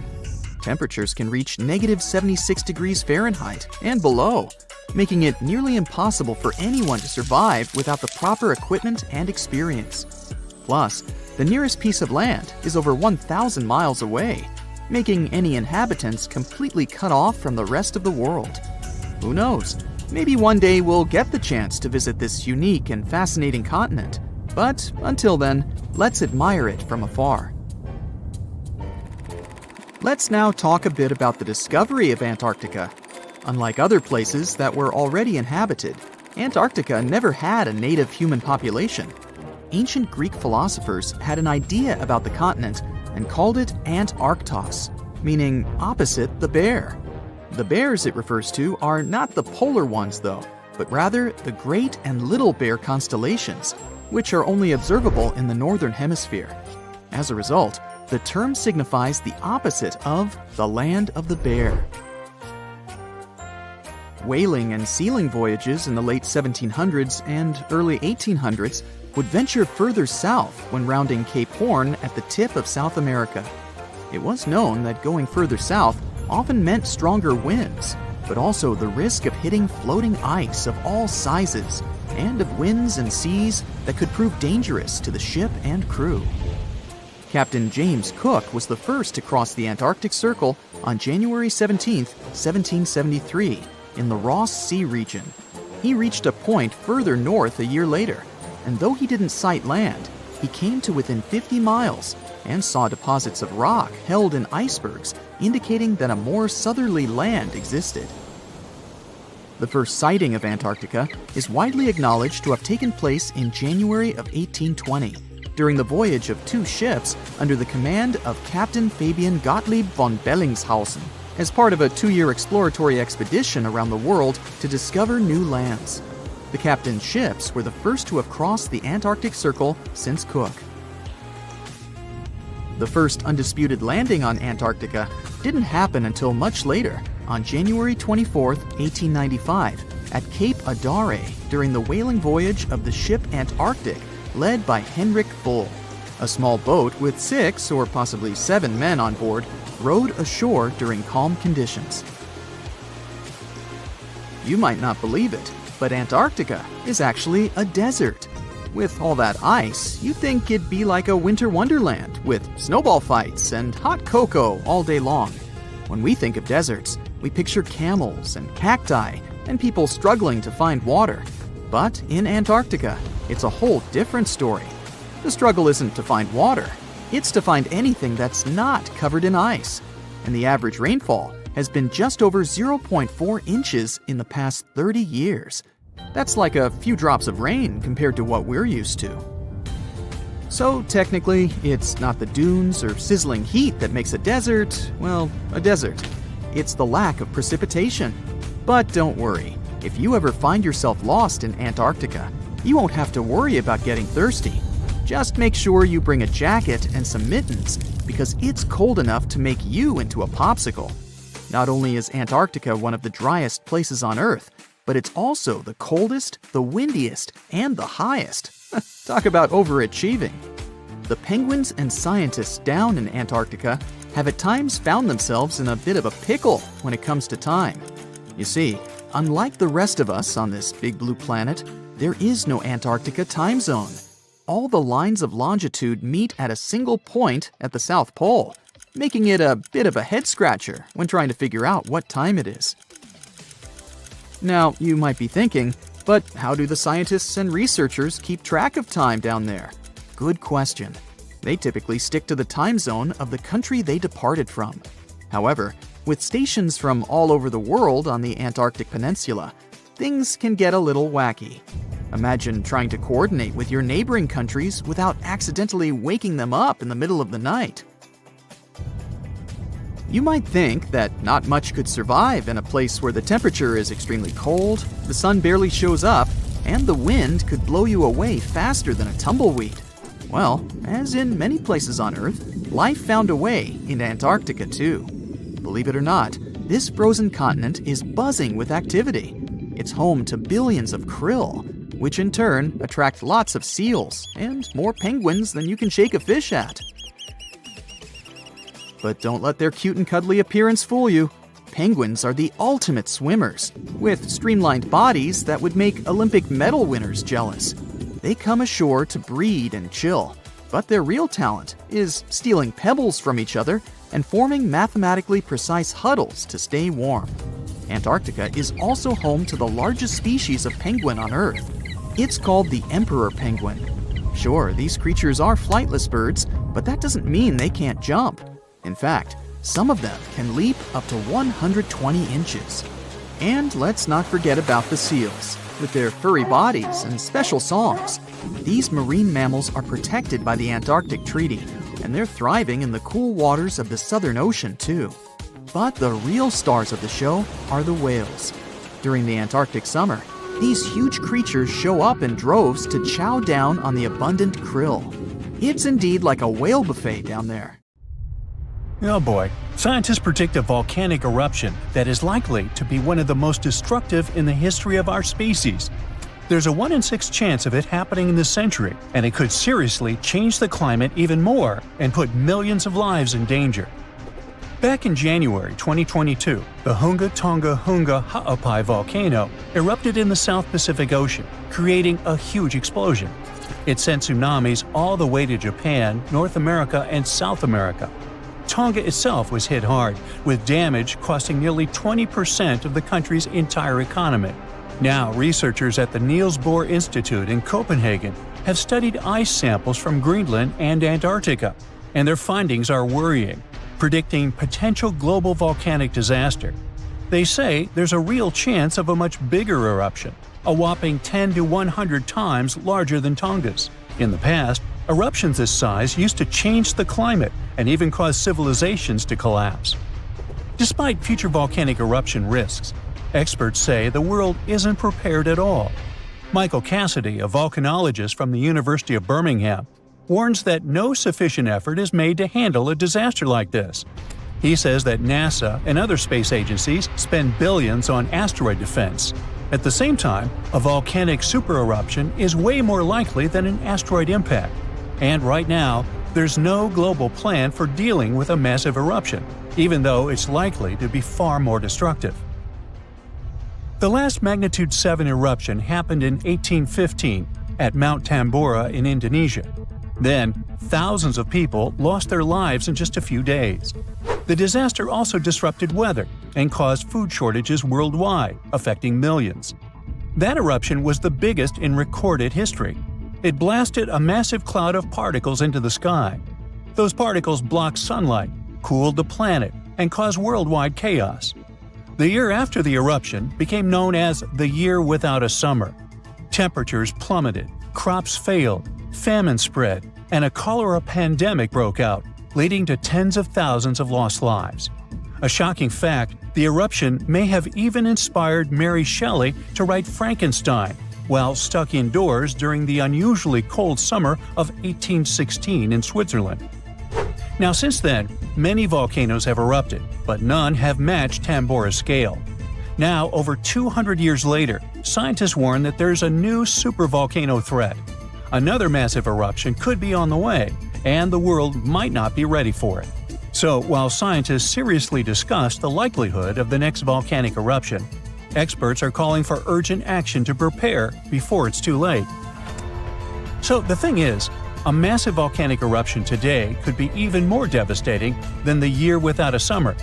Unlike back then, we're already dealing with all kinds of weather changes and a more fragile global system, which could make the effects even worse. Dr. Michael Rampino, a geological scientist, warns that the world is more unstable now, and it means that a modern-day mega-eruption could have even more severe consequences. But this time, greenhouse gases from fossil fuels may make the aftermath of such an eruption even colder instead of warmer. So we're talking about volcanic activity endangering humanity. Dr. Thomas Aubrey, a volcanologist, found that in a hotter, more turbulent atmosphere, the sulfur dioxide gas released by a volcanic eruption would spread faster and farther than in the past. This gas forms sulfate aerosols, which reflect sunlight and cause global cooling. Because these tiny particles would be more evenly distributed, they'd have a stronger cooling effect than in 1815. Another atmospheric scientist at Cambridge explains that the size of these airborne particles matters. It affects how they absorb sunlight, and in a future warmer climate, an eruption could make the surface cooling stronger by 15%. At the same time, there are still many unknowns. Scientists from the University of Geneva say that we're only beginning to understand the full impacts of such an event. It's also difficult to precisely estimate future volcanic eruption risks, since we have very little data on older eruptions. So, to understand past volcanic activity, researchers analyze ice cores from Greenland and Antarctica, as well as ancient tree rings. Those act as historical records of weather changes. These measurements suggest that several eruptions in the past few thousand years temporarily cooled the planet by about 2 to 2.5 degrees Fahrenheit. One of the most catastrophic examples is the 1257 Somalis eruption in Indonesia, which was so powerful that it likely triggered the Little Ice Age. It was a period of global cooling that lasted for hundreds of years. More recently, the 1991 Mount Pinatubo eruption in the Philippines slightly cooled Earth for a few years. Because this eruption happened in the satellite era, scientists were able to measure exactly how much sulfur dioxide was released and how it affected the atmosphere. But even with modern tools like satellites and seismic instruments, scientists still have difficult times forecasting the next big volcanic eruption. Luckily, even though we can't predict the exact timing, we can study worst-case scenarios to help authorities prepare. This includes creating evacuation plans and stockpiling food in case of global crop failures caused by volcanic cooling. The changes in weather patterns might make volcanoes more active. Melting glaciers can reduce pressure on underground magma, which will increase the chances of an eruption. Plus, more extreme rainfall, which is becoming more and more common, can seep into volcanic cracks and cause powerful steam-driven explosions. It can affect both active and dormant volcanoes. Because of these risks, researchers are now mapping volcanoes that are the most vulnerable to climate change. Their studies show that the highest supervolcano threat comes from such areas as Iceland, Chile, and Indonesia. Those are places where glaciers are melting quickly or rainfall is increasing dramatically. A 2022 study found that 716 volcanoes worldwide, that's about 58% of all known active above-ground volcanoes, could be triggered by extreme rainfall, increasing the likelihood of another mini ice age. Now let's get back to that Hunga Tonga Hunga Ha'apai eruption that occurred on January 15, 2022. Scientists have confirmed that it created the highest plume ever recorded. The volcano, located underwater in the South Pacific, sent an ash cloud 187,000 feet high. That's higher than any previously recorded eruption. What makes this eruption even more remarkable is that it was the first to ever reach the mesosphere. It's the third layer of Earth's atmosphere. The mesosphere begins at about 160,000 feet above Earth, where meteors start burning up and creating shooting stars. To measure the plume's height, researchers from the University of Oxford and RAL Space used data from 3 geostationary weather satellites. Before this, the record for the highest volcanic plume was held by Mount Pinatubo's 1991 eruption in the Philippines, which reached 131,000 feet high. Interestingly, this kind of measurement was only possible thanks to modern satellite technology, and a decade ago, no one would have been able to do this. Another volcano we should mention in relation to a potential global volcanic disaster is located on Iceland's Reykjanes Peninsula. Its latest eruption happened in November of 2024, leading to evacuations in nearby areas. The eruption began just after 11 p.m. with little warning. The volcano released orange lava from a nearly 2-mile-long fissure. Authorities ordered evacuations for about 50 homes and guests staying at the Blue Lagoon Spa Resort, a popular tourist destination southwest of Reykjavik. While air travel was not affected, officials still warned of potentially dangerous gas emissions spreading across parts of the peninsula, including the nearby town of Grindavik. Grindavik, home to 3,800 residents, has repeatedly witnessed volcanic activity, and past eruptions even damaged its infrastructure and forced evacuations. For example, in August 2024, a 2.5-mile-long crack opened at the Sunthunkangigar crater near Grindavik. It led authorities declaring a state of emergency as lava flowed in multiple directions. Fortunately, Iceland's meteorological office reported that the latest eruption was significantly smaller than the one in August. Geophysics experts conducted aerial surveys and figured out that the situation appeared less intense than the previous eruptions. These days, Grindavik is not at risk, but the possibility of further developments cannot be ruled out. Scientists predict more volcanic eruptions. There are entire communities of unusual tiny organisms that live in lagoons in Patagonia, and they are some of the first forms of life ever. No one had known about them until 2 scientists, Brian and Maria, went to explore certain areas in Patagonia. Now, Patagonia occupies nearly half of Argentina, and few people live there, only some farmers and sheep ranchers that mostly stay near rivers and grow things such as apples, pears, and alfalfa. A long time ago, it was a wild and distant place where Indian tribes lived. But this time, we're going to follow the tracks of life forms that appeared long before humans and look closer at these interesting microorganisms Brian and Maria found. Those two had to drive for 9 hours on some rough roads to reach their destination. They stayed in a small village. Only 35 people live there. These people depend on just one spring because it almost never rains there. On the last night in the village, Brian realized that satellite images he had taken had shown a set of lagoons that were only 10 miles away. The next day, the small team jumped into a car and went up the road as far as they could until it became too difficult to drive. They continued hiking the rest of the way. It was hard because they had to carry water to deal with the intense sunlight. In some spots, they ended up sinking up to their knees in a slush made of salt. Up there were 12 lagoons with perfectly clear waters. The place itself didn't offer much except for very acidic and salty water and intense direct sunlight. But it was kinda like traveling back in time, because those conditions were like what Earth looked like many, many years ago. When Brian examined the lagoons, he was surprised to see many unusual microorganisms there. We call them stromatolites, and they're so small we can't even see them without a microscope. But they get together and form large communities. In the past, many unusual species lived this way. For example, cyanobacteria. They were important back in their time because they produced oxygen. Earth, in its initial stages, didn't have much of this gas in its atmosphere. The first stromatolites might have been formed by diverse types of bacteria that didn't necessarily produce any oxygen, but were just living their peaceful life there. They formed layers, piling on top of one another, so that at least some of them could get a bit of sunlight. They used sand and sticky liquids to stay close together. Brian was also incredibly surprised because those were the biggest living stromatolites he had ever seen. Living stromatolites usually grow to be over 3.3 feet high, but the newly found ones were 15 feet wide and a few feet tall, which is giant compared to those living in other places. And fossilized ones were even larger. A long time ago, they could grow bigger than today because there weren't many other species that could eat or harm them. Also, there are many other organisms today that can grow faster and more massive than them and take up their space.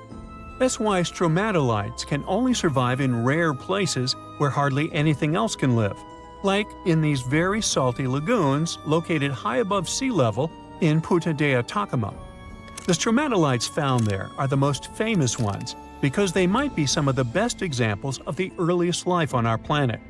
But they're not actually the first form of life on Earth. The oldest of their fossils are 3.5 billion years old, while some other evidence we have tells us that life on our planet appeared around 4.1 billion years ago. Maybe some stromatolites lived back then as well. But Earth has changed a lot since then, and the places where they might have lived haven't survived. Now, all this may not seem like a lot at first glance, because no one has found an exotic and weird beast our world has never seen. But these are notable examples of what searching for life somewhere else in the universe might look like. Scientists who are interested in studying Mars often come to this place, since it might be similar to what the red planet looked like an exceptionally long time ago. If there were fossils hidden in the ancient rocks on Mars, they might look like these stromatolites. Another faraway land has revealed some of its secrets. It's Antarctica, with an ancient lost world found under its ice. Antarctica hasn't always been this frosty, isolated land of snow and ice sheets. Once it used to be part of the Gondwana supercontinent, together with what is now South America, Africa, Australia, the Arabian Peninsula, and the Indian subcontinent. But at some point, it split off and went to build a life on its own. It formed as other landmasses started to move away, which created its coastline. But Antarctica was different in many other ways back then too. It used to be a land covered in magnificent forests and rivers full of life. Scientists use radar and satellites to explore a mysterious world hidden under the ice there. This ancient land, which is close to the Indian Ocean, is as big as the U.S. state of Maryland or Belgium. It's more than 14 million years old. Some studies say that this area formed over 34 million years ago, which was way before Antarctica got into its deep freeze. At first, temperatures there were higher, possibly like the weather in Patagonia or the cold, temperate rainforests of Tasmania, New Zealand, or maybe even more tropical than that. But as the climate became cooler, small glaciers started forming on hills close to the rivers. Valleys sunk deeper because of all that ice covering them. And then, temperatures dropped even lower, and a giant layer of ice covered the entire continent, hiding those old glaciers.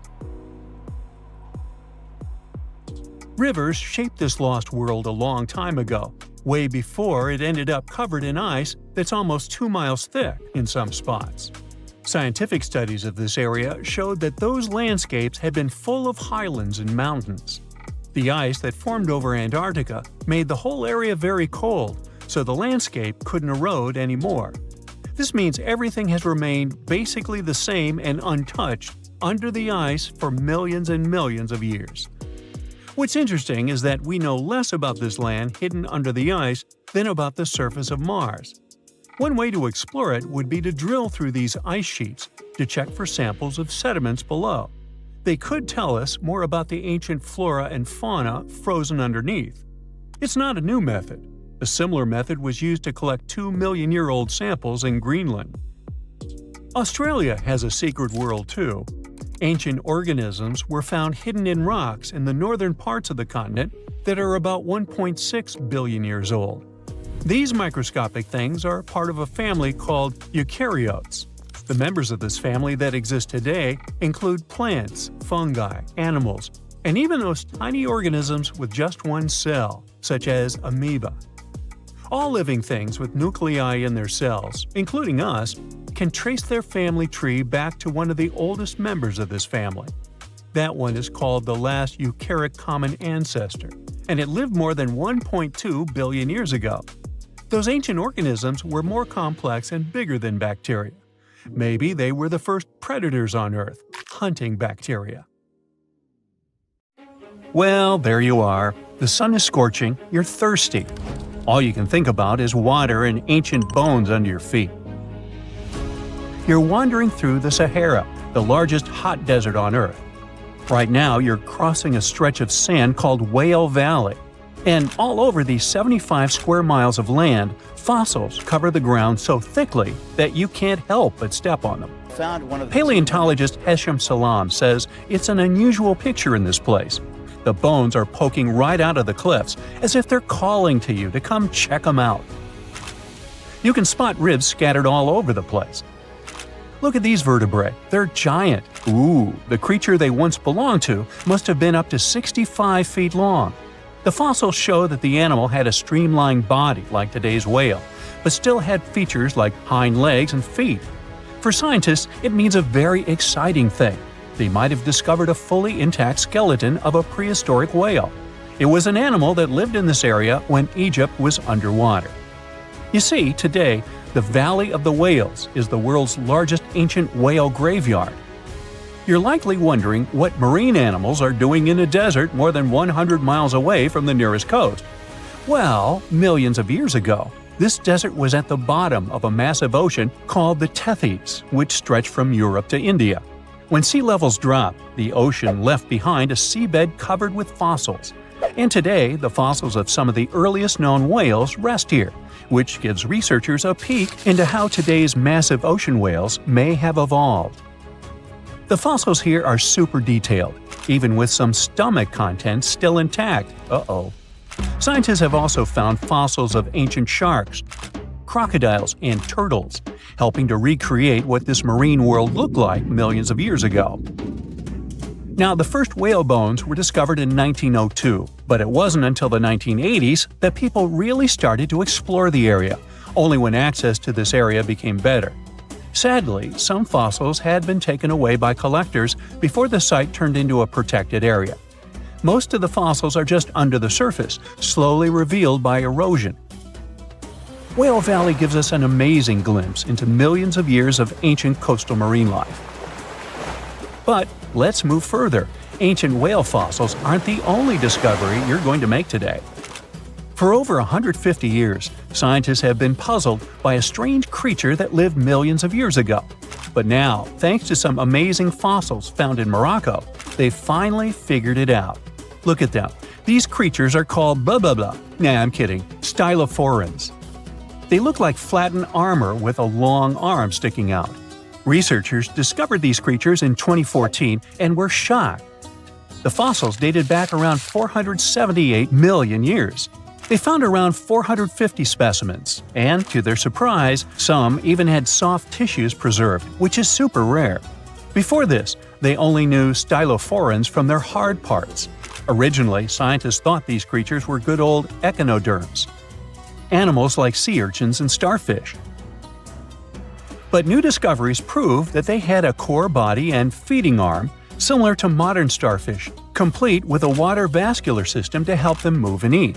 This finding ends a long debate about where stylophorans fit in the animal family tree. Now we know they're related to echinoderms, but are more advanced because they don't have the typical 5-ray symmetry. Ooh, come here and look at this giant fossil. It was found in the Sahara and gave scientists new insights into the Spinosaurus, the largest carnivorous dinosaur we know about. These 95-million-year-old remains also confirm that it was the first known swimming dinosaur. The Spinosaurus had flat, paddle-like feet and nostrils on the top of its crocodile-like head, perfect for staying underwater. It was a pretty weird dinosaur with a long neck, trunk, tail, and a 7-foot sail on its back, so it must have spent a lot of time in the water. At over 50 feet long, Spinosaurus might have been even larger than T-Rex. The first Spinosaurus remains were discovered about 100 years ago in Egypt, but only this new fossil, found in Morocco, helped scientists reconstruct this dinosaur for the first time. Researchers paid attention to the creature's shorter hind limbs and wide claws. These features point to adaptations for life in the water. Its snout and dense bones also suggest it was a swimmer, while its spiked tail likely attracted mates. Hey, good looking, come here often? And here's another astonishing find made in Tunisia, the remains of Machimosaurus rex. Now, so far it's believed to be the biggest crocodile ever. This ancient croc was about 32 feet long and weighed around 66,000 pounds.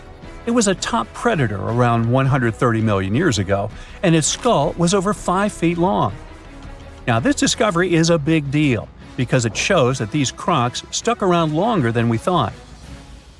Before this, scientists believed that they disappeared during a minor extinction event between the Jurassic and Cretaceous periods.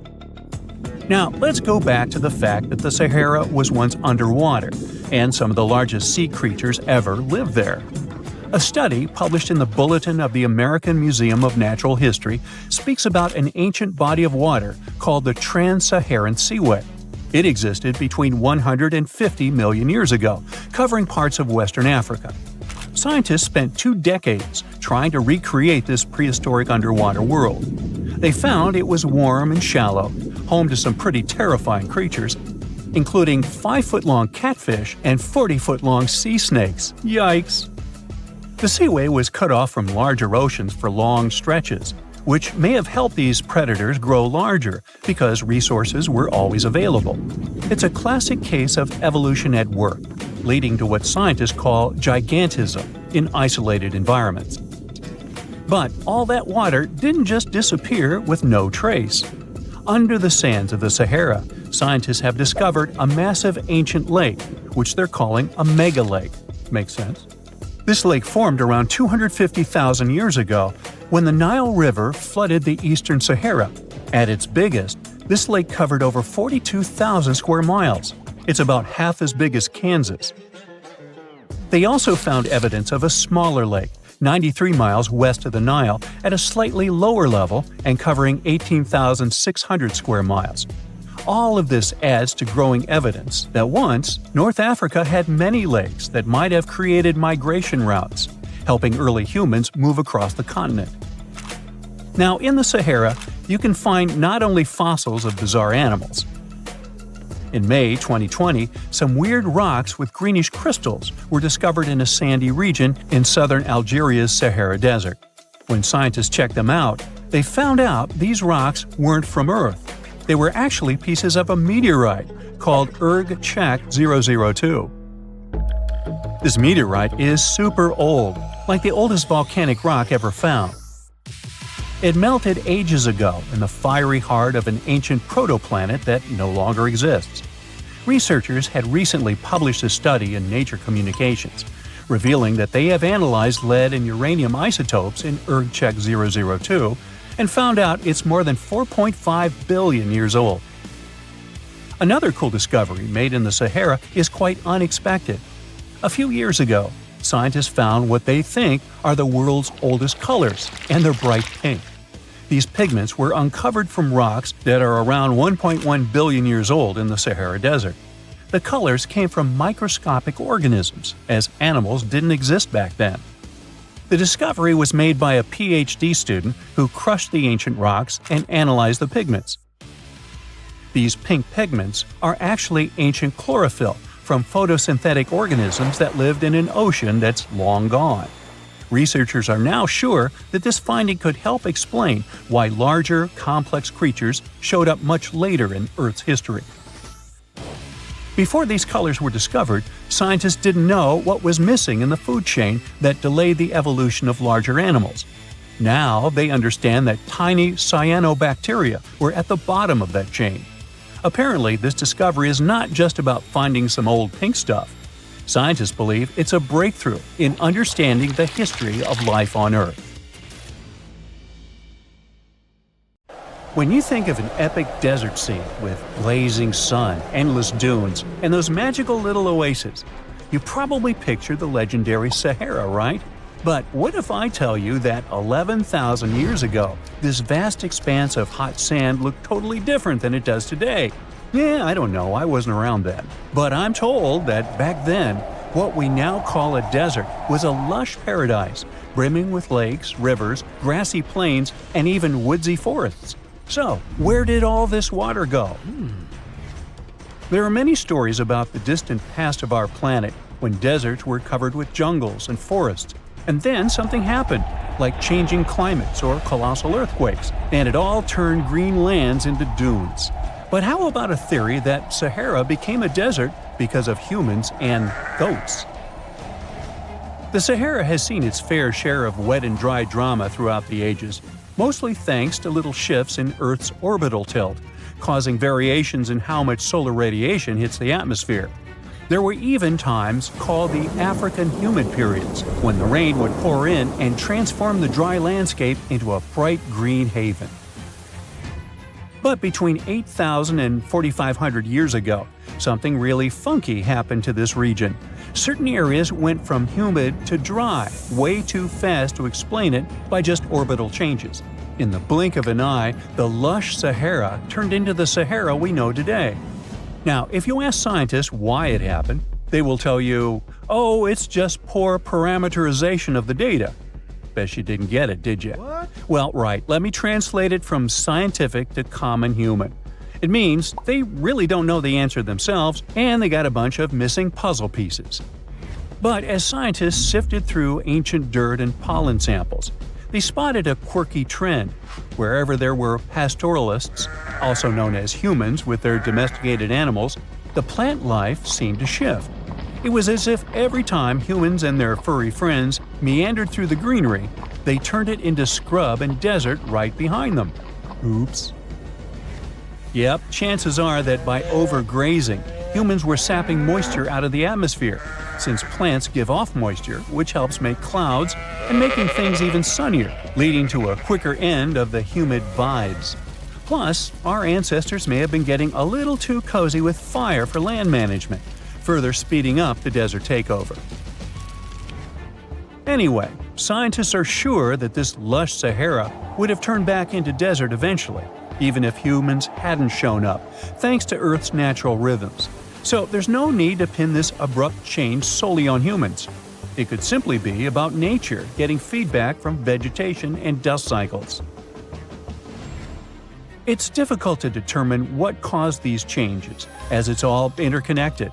During the last humid period, the Sahara was filled with hunter-gatherers. As things got a little drier, they started herding animals for food. The weather pushed people to herd cattle. It's also possible that grazing sped up the landscape degradation. So, which came first, the chicken or the egg? Or in this case, the human or the cow? It's tough to tell with the evidence we have now. Now today, it's safe to say that water is no longer that big of a problem in the Sahara, even though it's a huge desert and the times of lush forests there are long gone. But technology's got us covered. For example, the Nubian Sandstone Aquifer System, the biggest underground water stash on the planet. It's nestled beneath the Sahara Desert's eastern edge and stretches across 4 northeastern African countries – Sudan, Chad, Libya, and Egypt, covering a whopping 770,000 square miles and holding around 36,000 square miles of groundwater. Just look at the pipes transported when it was being built. It's the world's largest irrigation project. No wonder it's feasible to thrive in the Sahara today. But imagine thriving in the Sahara Desert with just one water source. Sounds like a tough gig, right? But the ancient Garamantes did just that, surviving and even thriving for nearly 1,000 years without monsoons or rivers flowing to their desert paradise. These clever folks were the trendsetters of urban life in the sands, and even the Romans couldn't help but notice their genius. While many thought they were just desert-dwelling savages, the Garamantes were busy building an empire in one of the toughest climates on Earth. But how did they do that? Well, they got crafty and dug a whole bunch of underground tunnels to tap into a massive sandstone aquifer. They were literally squeezing every drop of life from under the dunes. But recently, research showed that the Garamantes weren't just hardworking, they were pretty lucky too. The Garamantes had an underground aquifer that brought water up to a hill where they built over 500 fogaras, which are irrigation systems, some stretching as long as 2.5 miles. It was like sipping water through a straw, which let them irrigate their crops for nearly a century, especially since even a little rain would help recharge the system. But eventually, due to rain insufficiency, the aquifer ran low, and reaching it again would have meant digging more tunnels and relying on more people. That's a tough problem, considering these people were in the middle of food and water shortages. Guess I don't need to tell you what happened to the Garamantes, do I? The fall of the Garamantian culture might be linked to several factors. It may have been due to climate changes, or they may have simply used their water resources too much. Back in the day, the Sahara Desert was actually fertile agricultural land, thanks in part to the cool irrigation system the Garamantians created. But since fossil water isn't something you can replenish over time, the groundwater levels dropped pretty low. This likely played a big role in the kingdom's decline by the late 7th century CE. That sounds like someone who hit a lottery jackpot, used up all the money, and went back to their original not-so-cool job once the bank account got fully drained. Oh, by the way, even if the Garamantes left some secret wisdom messages for us, the chances are we'll never get what they wanted to tell us. Nobody really knows what language they used, and their texts are nearly indecipherable to us today. But let's go back to the Green Sahara. So it transformed into a desert about 4,500 years ago. But today, we can understand how people lived in those times in the Sahara thanks to natural parks in Africa that have the ultimate outdoor art gallery. There are well over 15,000 ancient paintings and carvings depicting everyday life from around 11,000 years ago. However, if the carvings aren't enough for you and you feel like visiting an actual green desert, all you have to do is book a flight to California. One of the most beautiful phenomenon in the world, the super bloom, takes place here. Look at all these colors: orange, green, pink. It's a miracle. Wildflowers bloom right in the middle of a hot desert after several years of rainfall in dry places. It's such a bright and colorful landscape that super blooms can be seen from space. This rare phenomenon can be observed in other arid places and deserts in western and southern Africa, Western Australia, and Chile. In all these places, the weather is very hot and dry in summer. Mild humid air comes in winter, and this is the ideal environment for mass flowering. Flower seeds that lie in desert sands can wait for decades before starting to produce flowers. When the hot sun destroys all the weeds and grass, and the rainfall becomes enough to moisten the soil, the seeds are kind of like, well, okay, now it's our turn to play a big game. And then hundreds of thousands of tourists come to take photos and post these beautiful pictures on social media. And this, unfortunately, is one of the main dangers for flowers. Therefore, if you find yourself in a place like this, don't pick the flowers and don't trample on them. Stay on the path, don't litter. Take only pictures and leave only footprints. You get it? Good. In 1850, French scientist Auguste Mariette went to Egypt looking for manuscripts, but accidentally found a head of a sphinx sticking out of the dunes. He cleared the sand and figured out the sphinx was guiding the entrance to some underground construction. Several months later, he finally entered the Serapeum of Saqqara. Inside, he found an enormous granite sarcophagi with remnants of 64 bulls. Scientists are still amazed by the tech that the ancient Egyptians used to transport those enormous boxes. The Serapeum was built around the year 3000 before the Common Era. It was an underground tomb built to honor the sacred Apis bulls of ancient Egypt. It had a long hallway, almost 500 feet long, with giant stone rooms on both sides. Some of the sarcophagi weighed as much as 50 average cars, and all of them were made with super precision, with exact 90-degree angles. These sarcophagi were beautifully decorated with hieroglyphs and carvings that told stories about the lives and importance of the Apis bulls. Now, there are 24 sarcophagi left. In ancient Egypt, Apis bulls were very special animals connected to the deity Ptah. They thought the bulls carried Ptah's spirit and wisdom, helped the pharaoh, and protected the Egyptians. Priests looked for special markings on young bulls to find Apis bulls. It could be a white triangle on its forehead, which symbolized divine light, a shape on its back like a vulture's wing, and a scarab shape under its tongue, which stood for rebirth.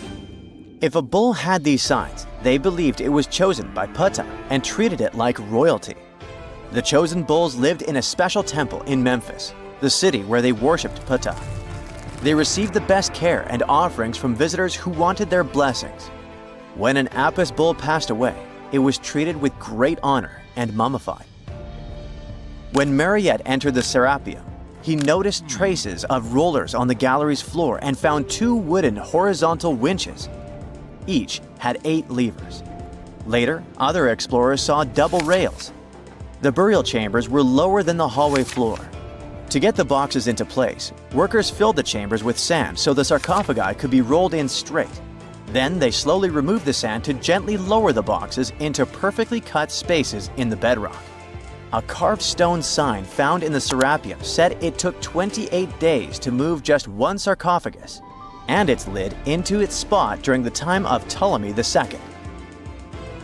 The extreme precision of the sarcophagi with 90-degree angles also has an explanation. Ancient Egyptians wrote texts, or rather, papyrus, on geometry a long time ago. It shows that they knew the approximate number pi and could calculate the volume of a pyramid with its top cut off. If they could figure out complicated math like that back then, it makes sense that they could also carve perfectly flat surfaces 500 years later. All this sounds pretty legit, but some people think certain things don't add up here. The size of boxes is way larger than the size of bulls, yet they buried pharaohs in tiny coffins that barely fit their bodies. The sarcophagi are made out of granite with crazy precision, and they could have just used limestone, which would have made things way easier. The transportation of the boxes seems pretty simple, but only in theory. If one person could pull about 440 pounds, then at least 250 people would be needed to pull just one box. The tunnels in the Serapeum are really narrow, only about 2 feet wider than the boxes themselves. There's no way hundreds of people could have squeezed into those tight spaces to pull the boxes. And even if they did, how would they turn the box in the cramped corridor, lower it into its niche, and place it perfectly in the middle? Somehow they did this 24 times, and every box is centered perfectly. Plus, the chambers were dusty, and there were no signs of soot from lamps. This means they must have worked in almost complete darkness. The real use of the boxes could also be different. A long time ago, even before the Egyptian pharaohs ruled, the local people already knew how to use fermentation. It happens when tiny organisms called yeast eat certain ingredients like starch and turn them into gas and ethanol. So someone in ancient Egypt probably put food like barley, bread, and even meat inside a giant stone box, then closed it tight with a heavy lid. These stone boxes, carved from granite, were so precisely made that they were almost completely sealed, so nothing could escape from it. As the yeast inside the box started working, it created more and more CO2 gas. It built up pressure inside the box. The granite boxes were incredibly strong. They could handle more pressure than a car tire can hold. When granite was squeezed under such pressure, its crystals produced a tiny electric charge.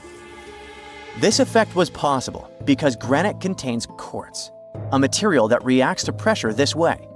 The process also needed meat or animal parts, possibly to help the yeast grow better.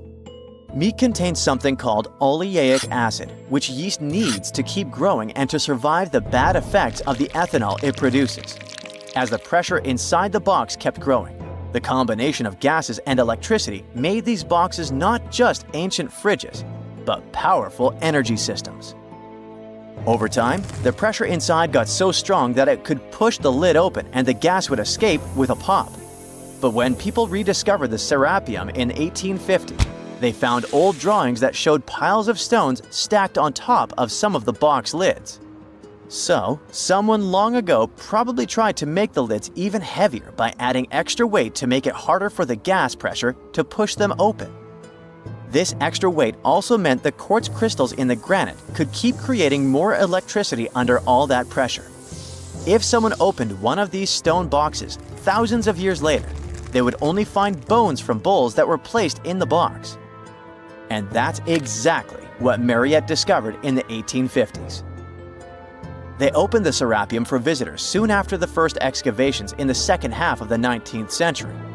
Prince of Wales even had a luncheon with his guests in one of the sarcophagi. Sands and earthquakes made the site inaccessible for a while, but now you can visit it again and try to solve the mystery yourself. With new tech, we could have answers to many other historical mysteries soon. A team of scientists at Chicago's Field Museum of Natural History recently used a special CT scanner to learn more about ancient Egyptian mummies without unwrapping them. They gently rolled 26 mummies on custom carts out to the parking lot, where the scanner was waiting. It took thousands of detailed X-ray pictures of each mummy and their coffins.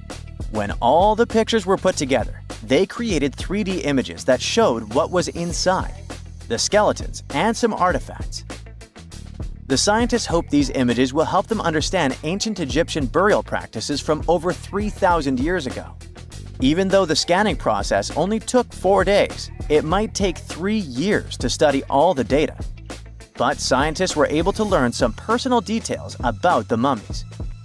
One of the most popular mummified individuals at the museum, Lady Chineta, was a woman who lived in ancient Egypt about 3,000 years ago.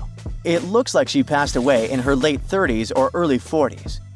To make sure her body looked complete for the afterlife, embalmers put stuffing in her neck to keep it from collapsing. They also placed artificial eyes in her sockets, so she would have eyes in the next world.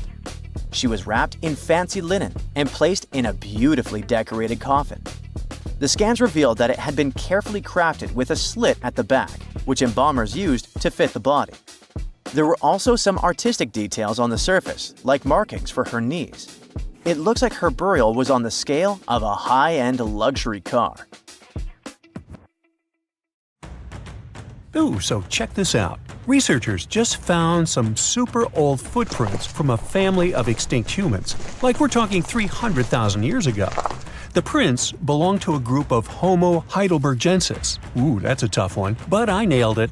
So those dudes were pretty advanced for their time. They were building homes and hunting big animals. But unfortunately, they couldn't handle climate change and disappeared about 28,000 years ago.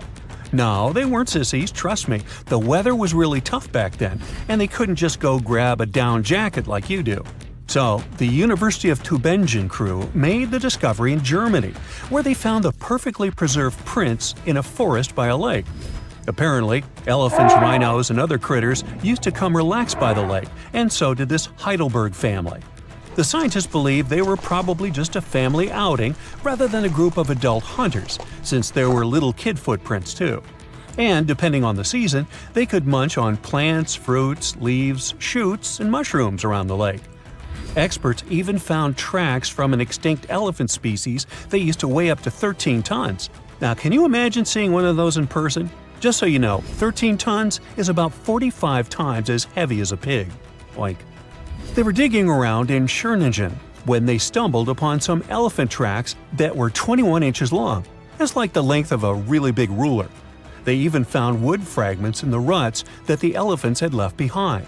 But wait, there's more. They also found a rhino print from the Pleistocene era, which is pretty wild. It's the first time they found a footprint from this particular species in Europe. Who knew rhinos had such big feet? Except those whom the rhino stepped on. Meanwhile, over in New Mexico, some British and American archaeologists found some ancient human footprints that date back 23,000 years. They used radiocarbon dating to figure out when these footprints were made, and it turns out they were stomped into the mud during the last glacial maximum. That's when ice sheets covered much of North America and sea levels were lower than they are now. Now, we've always thought that humans first made their way to North America between 13,000 and 16,000 years ago. But these footprints suggest that our ancestors were wandering around way earlier than that. Some people even think that humans might have been hanging out in North America as far back as 33,000 years ago, although not everyone is convinced. Alrighty, if there were footprints, there must have also been some shoes too, am I right? Well, researchers may not have found signature Gucci loafers, even though they've been around since 1953, but they did find a cave in Armenia full of ancient artifacts from the Copper Age. And guess what? Those artifacts included a seriously well-preserved shoe that's now the oldest footwear ever found. That footwear was made from a single piece of cowhide leather, which is pretty rare today, despite all the fancy schmancy technological upgrades we've got today. Talk about premium quality. Currently, the coolest modern-day designer shoes are trying to copy this hole-cut technique. The shoe was also rubbed with some kind of plant or vegetable oil for extra durability, and it even had shoelaces that crisscrossed through a series of holes, just like our beloved sneakers today. The shoe was about the size of a woman's US 7, so we're guessing it was tailor-made for some fancy pants wealthy person. Can you imagine rocking these feet whips back in the day? They were possibly the talk of the town. Now, since we're talking about shoes, have you ever had that gross feeling when you step in something sticky? Especially if you're wearing a brand new pair of white sneakers? No, not what you're thinking. I'm talking about chewing gum. It's a total buzzkill to have it stuck to your shoe. A super cool British archaeology student named Sarah Pickett found a 5,000-year-old piece of Neolithic chewing gum made from birch bark tar while on a dig in Finland. It even had tooth marks in it. Who knew our ancestors were into chewing gum too? Apparently, birch bark tar has antiseptic properties, so it's believed that Neolithic peeps chewed it to help treat mouth and gum infections. So it looks like people have been spitting out gum since the beginning of time. Ah, what a tradition. Prehistoric designers had way more than just shoes to offer to prehistoric fashionistas. You're not going to find such a statement piece in the mass market, and I'm not sure about high-end boutiques either. Yep, it's supposedly the oldest purse ever found, and yep, those are dog teeth used as decorations for a handbag. According to one of the archaeologists, these teeth were all the rage back in 2500 BCE. People were putting them on everything, from clothes to jewelry. But this particular handbag was something special. It had over a dozen sets of teeth and was super fancy, which means whoever owned it was perhaps a VIP. Unfortunately, the purse itself didn't survive the test of time. All that's left are these teeth, pointing in the same direction and looking like a modern-day handbag flap. It must have been truly chic back in the day, but it's a good thing we've moved on to more humane materials for our accessories.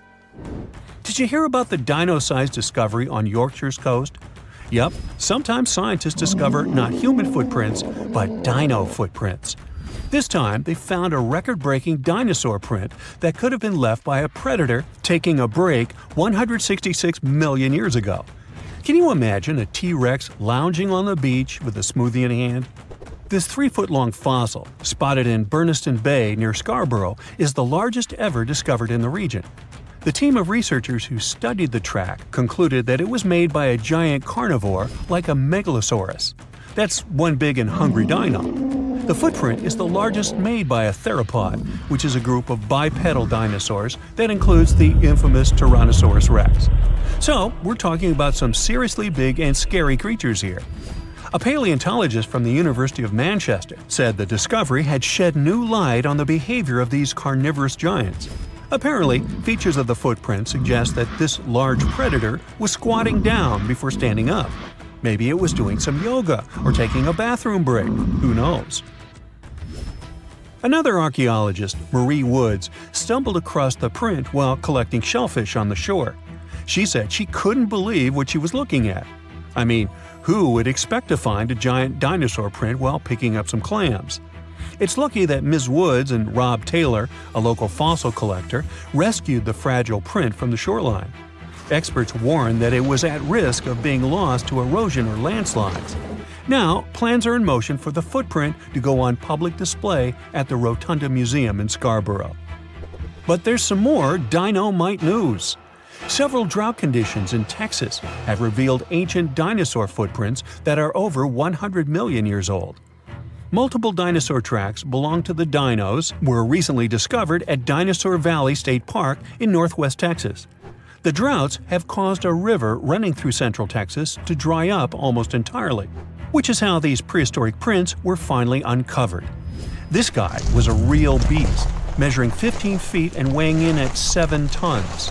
It used to roam the area over 113 million years ago, according to the state park. About 60 prints from this dino have been revealed due to the drought, with an estimated 140 tracks from the dinosaur in total. But that's not all. Prints from Sauroposeidon were also discovered. This creature was a massive 66 feet long and weighed about 48 tons when fully matured. Experts believe that the Acrocanthosaurus preyed on Sauroposeidon, which explains why their prints were found together. There's a weird thing though. Sauroposeidon was bigger than Acrocanthosaurus. Can any professors please explain to me why the smaller dude would munch on the bigger one? Big news! Santa is real, and he looks like this. I know it's not exactly how we pictured the jolly old guy, but a recently discovered tomb might just be the proof we've been waiting for to show that St. Nicholas was real and Turkish. Turns out, he wasn't a North Pole native, but a kind-hearted bishop from the 4th century, famous for giving gifts to everyone. The legend says he was a wealthy man born in the ancient city of Patara, modern-day Turkey, who traveled to the countryside to help the poor and the sick. For centuries, though, people couldn't be sure he actually existed. Some historical sources say he was buried in Myra, which is now called Demre, Turkey. Since the 80s, archaeologists have been digging around this area, trying to prove it. And now, their Christmas miracle has finally come true. After digging 6 feet deep in an annex of St. Nicholas's Church, they uncovered a mysterious limestone tomb, about 2 meters long. While they're pretty sure this is St. Nick's final resting place, they're still searching for an inscription to confirm its exact age. Now, if we're talking about the fictional Santa Claus, legend says his home is in Lapland, Finland. Back in 2018, archaeologists made an interesting discovery that could finally prove that Santa was real. They were digging at a site called Tiny Aro when they stumbled upon about 200 burial pits. But when they looked inside, there was definitely no sign of Santa. Actually, there were no human skeletons at all, just a bunch of things like pottery and animal bones. So no one really knows what this place was. That was the complete opposite of what happened with a group of archaeologists working in the ancient city of Petra, Jordan. Since 2003, there have been rumors about hidden chambers beneath the famous monument called Al-Khazneh, also known as the Treasury. 21 years later, a team finally decided to dig and uncovered an intact tomb. Inside, they found at least 12 human skeletons and artifacts, estimated to be over 2,000 years old. Hundreds of thousands of tourists travel to Al-Khazneh every year, and most of them probably go there to see the site of the Holy Grail in the movie Indiana Jones and the Last Crusade. So, do you want to know the funny part? One of the skeletons in the tomb was clutching a ceramic chalice that looked a lot like the Holy Grail. You probably remember the devastating fire that caused massive damage to Notre-Dame in Paris back in 2019. Because of that, the building, originally built between the 12th and 13th centuries, had to be restructured. But archaeologists saw it as a golden opportunity to dig into the site and uncover its hidden secrets. The team was only allowed to dig about 16 inches beneath the floor, but that was enough. As soon as they removed the floor tiles and cleared away a thin layer of dirt, they spotted the top of a lead coffin. Then, they found some limestone sculptures, including life-sized heads and torsos. Altogether, they uncovered over 1,000 fragments of different works of art. Ancient statues have been found in the most random places, including a sewer.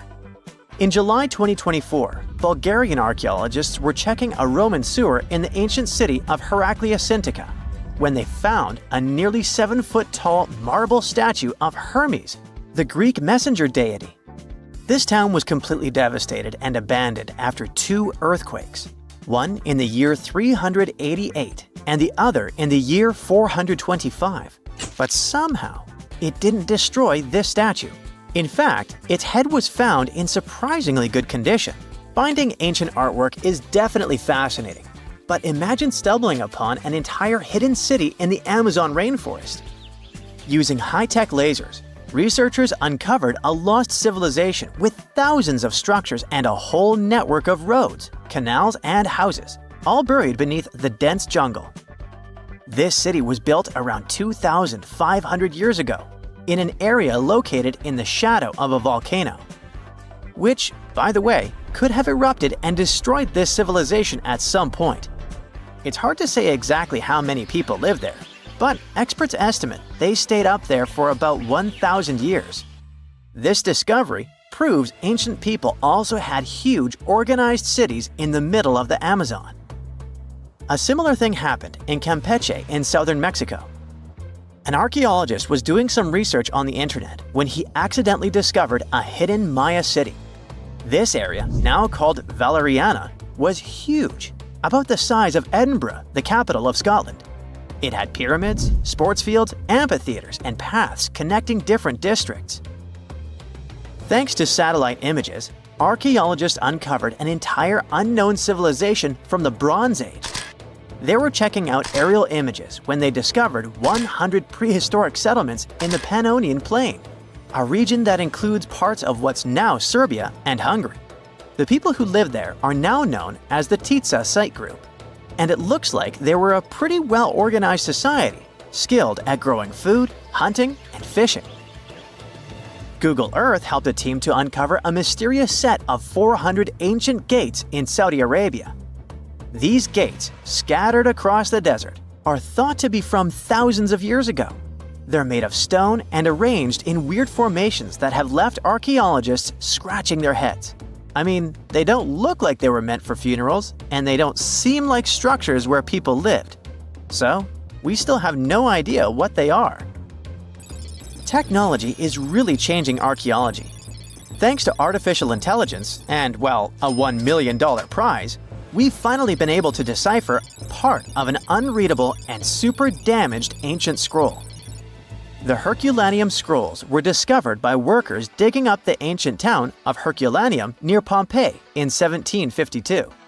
But their condition was so bad that, for years, they were considered indecipherable. Thankfully, AI has helped unveil their secrets.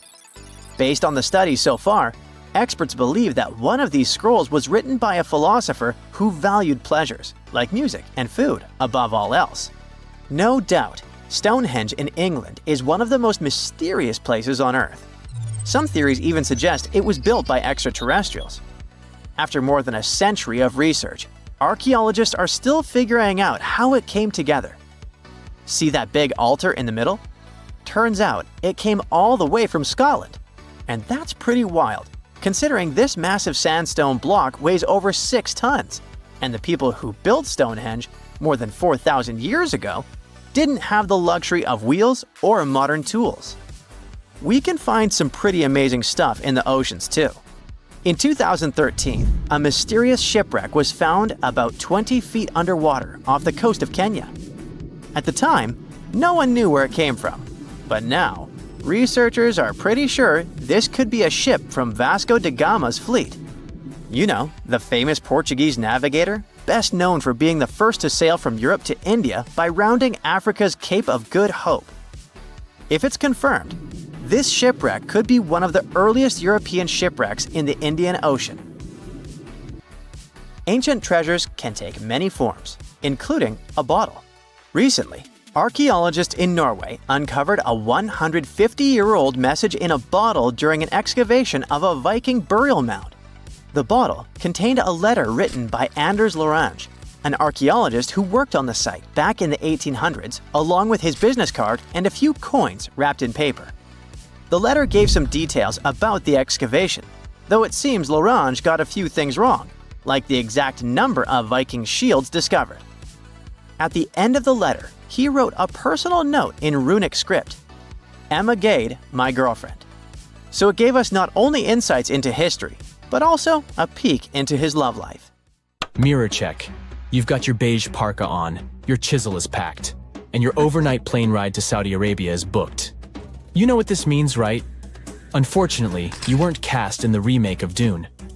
It just means that you're ready to go explore the world's largest desert areas in the hopes of uncovering prehistoric secrets about our ancestors. Let's get one thing straight. If you ever thought that deserts were empty spaces, think again.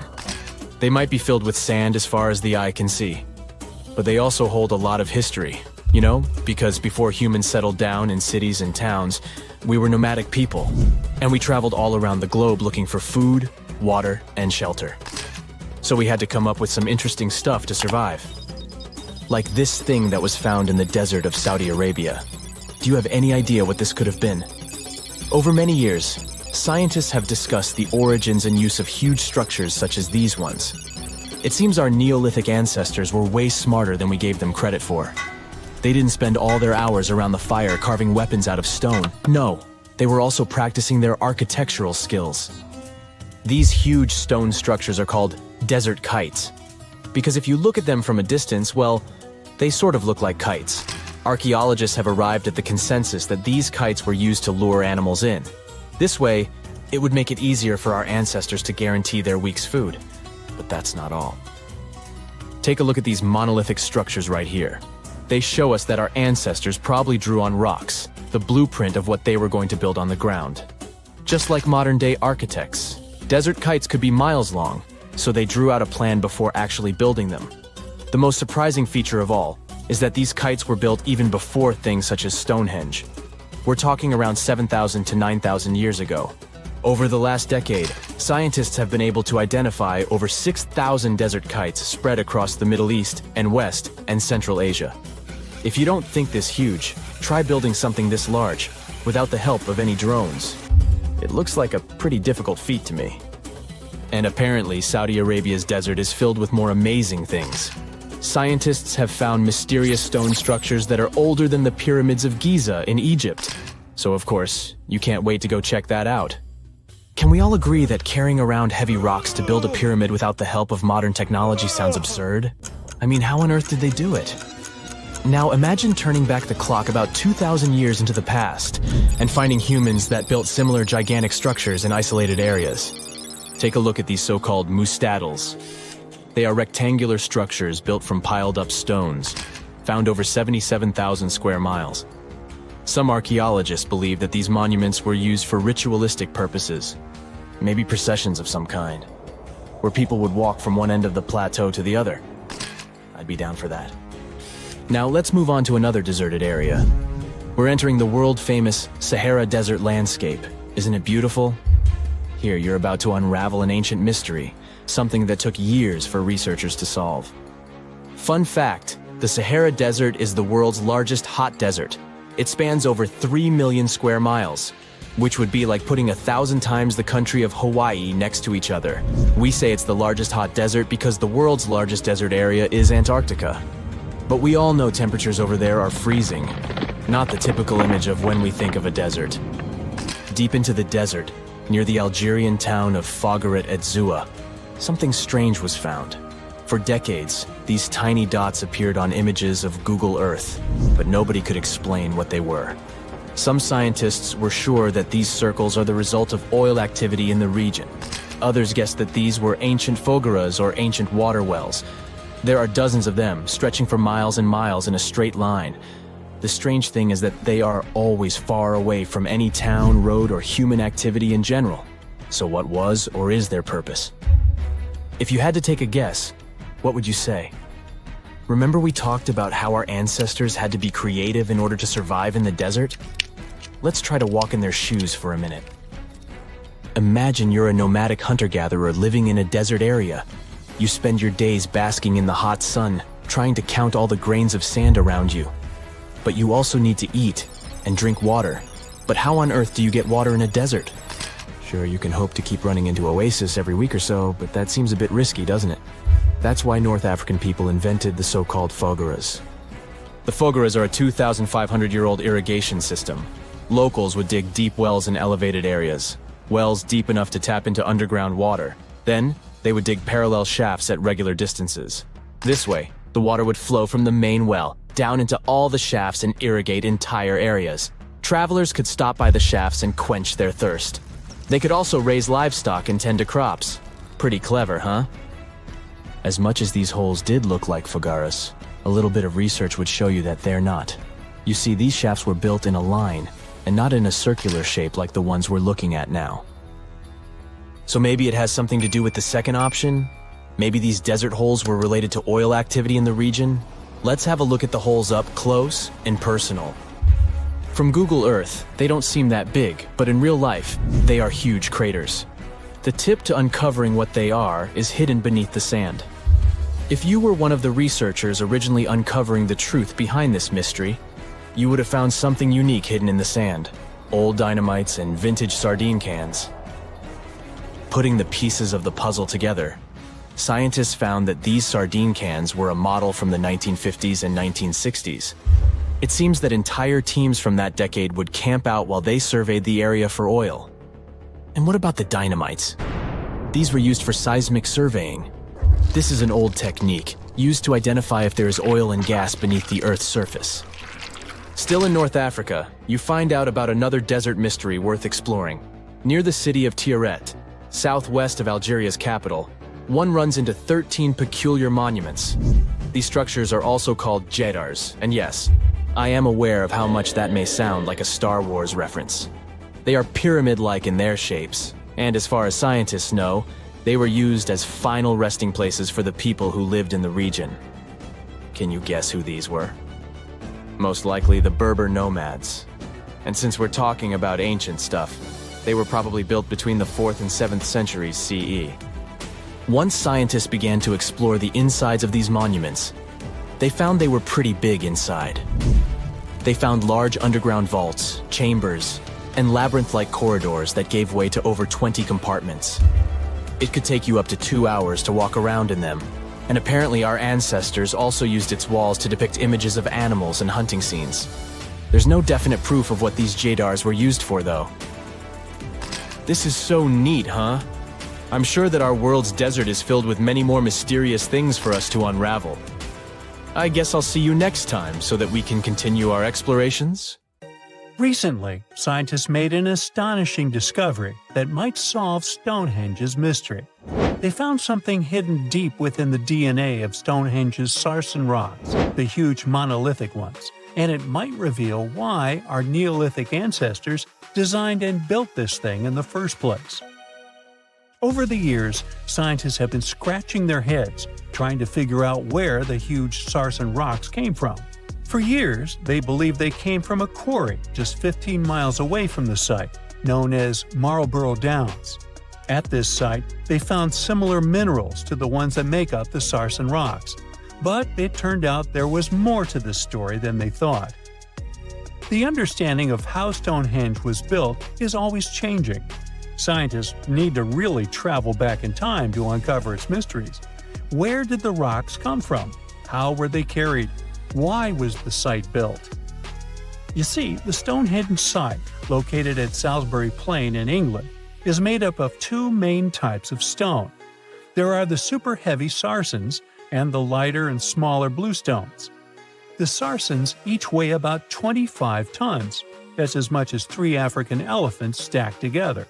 The heaviest sarsen stone, called the heel stone, weighs 30 tons all by itself. Together, the sarsens make that iconic outer ring circle. Inside that circle, that's where you'll find the bluestones. The naming might seem a bit misleading since they're not really blue. They have a bluish tinge to them when they are freshly broken, hence the name. These smaller rocks probably came from the Preseli Hills in southwest Wales, which is about 150 miles away from Stonehenge. They're a bit lighter than the sarsens, but still pretty heavy. The altar stone, which is classified as a bluestone, is the heaviest one, weighing around 6 tons. its original location still isn't known for sure. To figure out where a rock came from, scientists first have to study their composition. This is like checking the rock's DNA. Then they cross-reference the structure of the rock with minerals in the soil to see if it's a match. Most of the sarsens we see around southern England are actually made of a type of sandstone known as silcrete. Think of silcrete as sand that's been hardened by underground water processes over millions of years. This process mostly happened during a period called the Paleogene, about 65 to 23 million years ago. These sarsen rocks didn't form in one big slab, but in patches, like nature leaving little rock gardens all over the place. Scientists reason the sarsens spread out randomly, forming in isolated pockets. Over time, many were buried under layers of clay and chalk, which helped preserve them. When ancient builders were on the lookout for materials, these sarsens must have looked perfect for something impressive like Stonehenge. Actually, sarsens have been used in everything, from Roman villas to medieval churches, and even in things like road curbs and old field walls. One could say these rocks were the it material for ancient builders, and continue to be popular even into more modern times. This fact made scientists start wondering that maybe not all sarsen stones that were used to build Stonehenge came from the same place. They've identified sarsen sites all over the UK, in places such as Oxfordshire and Kent. After hundreds of years of studying the sarsens, geologists finally had the right type of technology to determine the origin of the stones. Now, I wish I could tell you that it was some undisclosed location very far away from the site. But, as it turned out, the sarsens were originally from Westwoods, the forest near Stonehenge. A new factor came into play when excavations uncovered empty stone holes, showing that at least 6 blue stone pillars were removed from a Pressley Hills site called Wan Main in prehistory. They had a stone circle over there, and it's believed that some of Stonehenge's rocks were recycled rocks from this more ancient circle. If this is true, it might be that Stonehenge is part of a much larger landscape of ancient sites. If this is the case, then Stonehenge is just the cherry on top of a much larger scale project. Think of it as the sacred centerpiece of an entire landscape of monuments, mounds, stone circles, and things. This is why scientists want to find out where the rocks came from so badly. It could lead to why and how Stonehenge was built. Now, Stonehenge didn't just pop up overnight. It was built in several stages over hundreds of years. It's likely that it wasn't a single unified vision, but more like a big community project that evolved over time. With each generation, the builders brought in their own ideas, creating a stone structure that would last for ages. The first stage was around 3100 BCE. That's when people dug out a circular ditch and likely set up some bluestones as sort of a starter ring. Later, they added the sarsens and even topped some of them with horizontal stones to form those famous arches you see today, also known as the trilithons. These ancient builders had some challenges on their hands. How would they move the rocks? There's an old theory known as the ice road that suggests that the rocks were moved by natural icy pathways that formed during the winter. This way, they could slide the rocks down all the way to Stonehenge. But hey, if we're talking about a distance of over 100 miles, that's not too realistic. Anyways, this theory was debunked because it was warmer back then than it is today. There's also the river theory, which suggests that the rocks were floated along the river from the quarry to the site. But if we're talking about sarsen rocks, they're too heavy to float. So there goes that theory. What we're saying is, no one knows how the rocks were moved. Another interesting science tidbit came from all the research done in Stonehenge. A recent laser survey of the stones revealed the different stone working methods used, and has shown that some of the parts of the monument were more carefully finished than others. In particular, the northeast side and the inner faces of the central trilithons were finely dressed. FYI, a trilithon is one of Stonehenge's most famous shapes. It's when two huge monoliths receive a third one on top of them, connecting the two together. This fancy word is simply Greek for having three stones.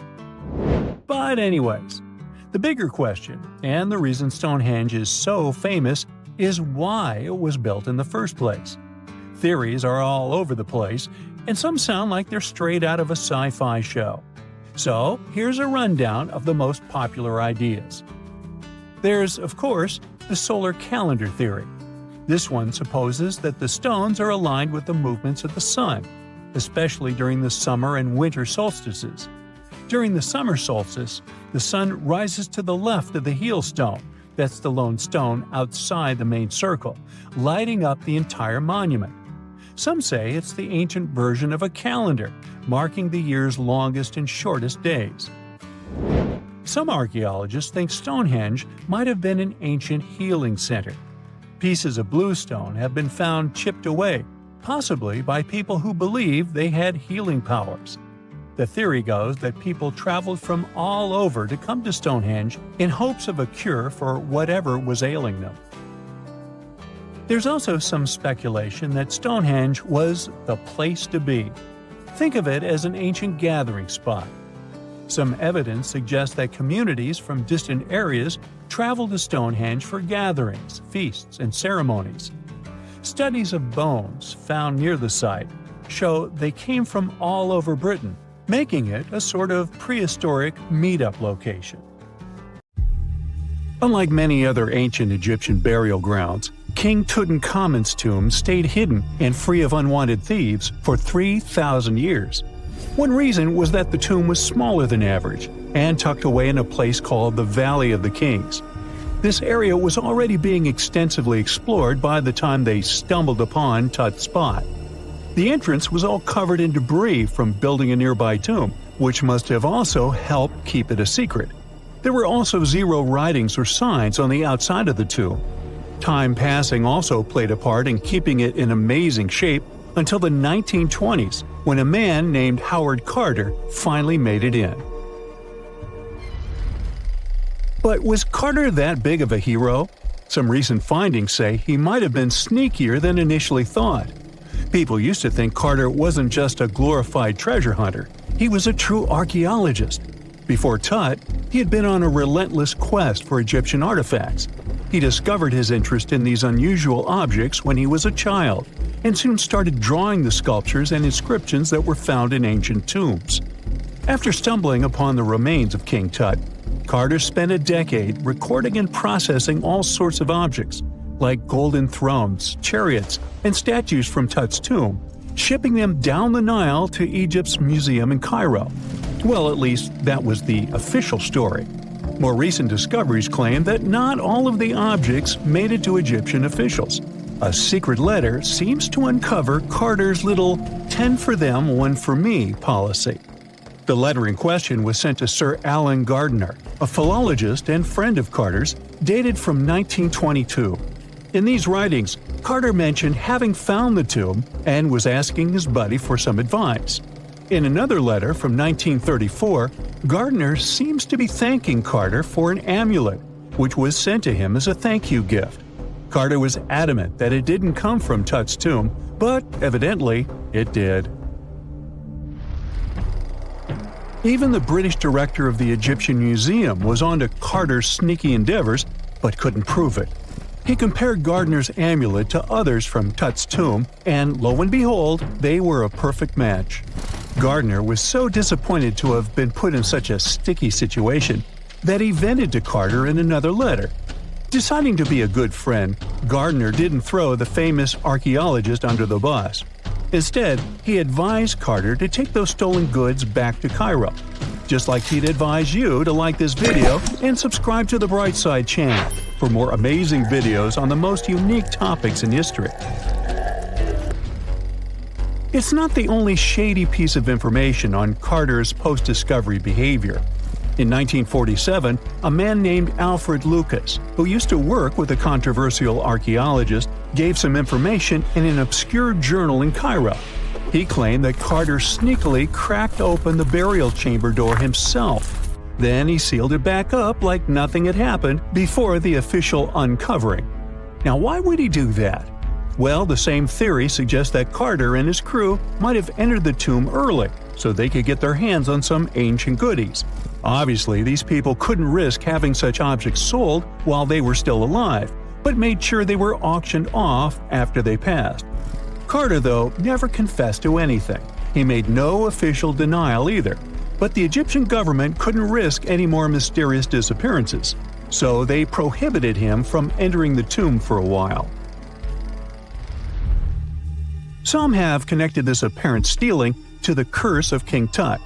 If you've never heard of it, know that it became quite the scary tale soon after King Tutankhamun's resting place was uncovered.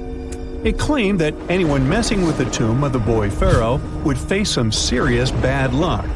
It's not all dramatic like a mummy going on an aggressive spree, but word got out that the people involved in disturbing King Tut's lair met some mysterious, untimely ends.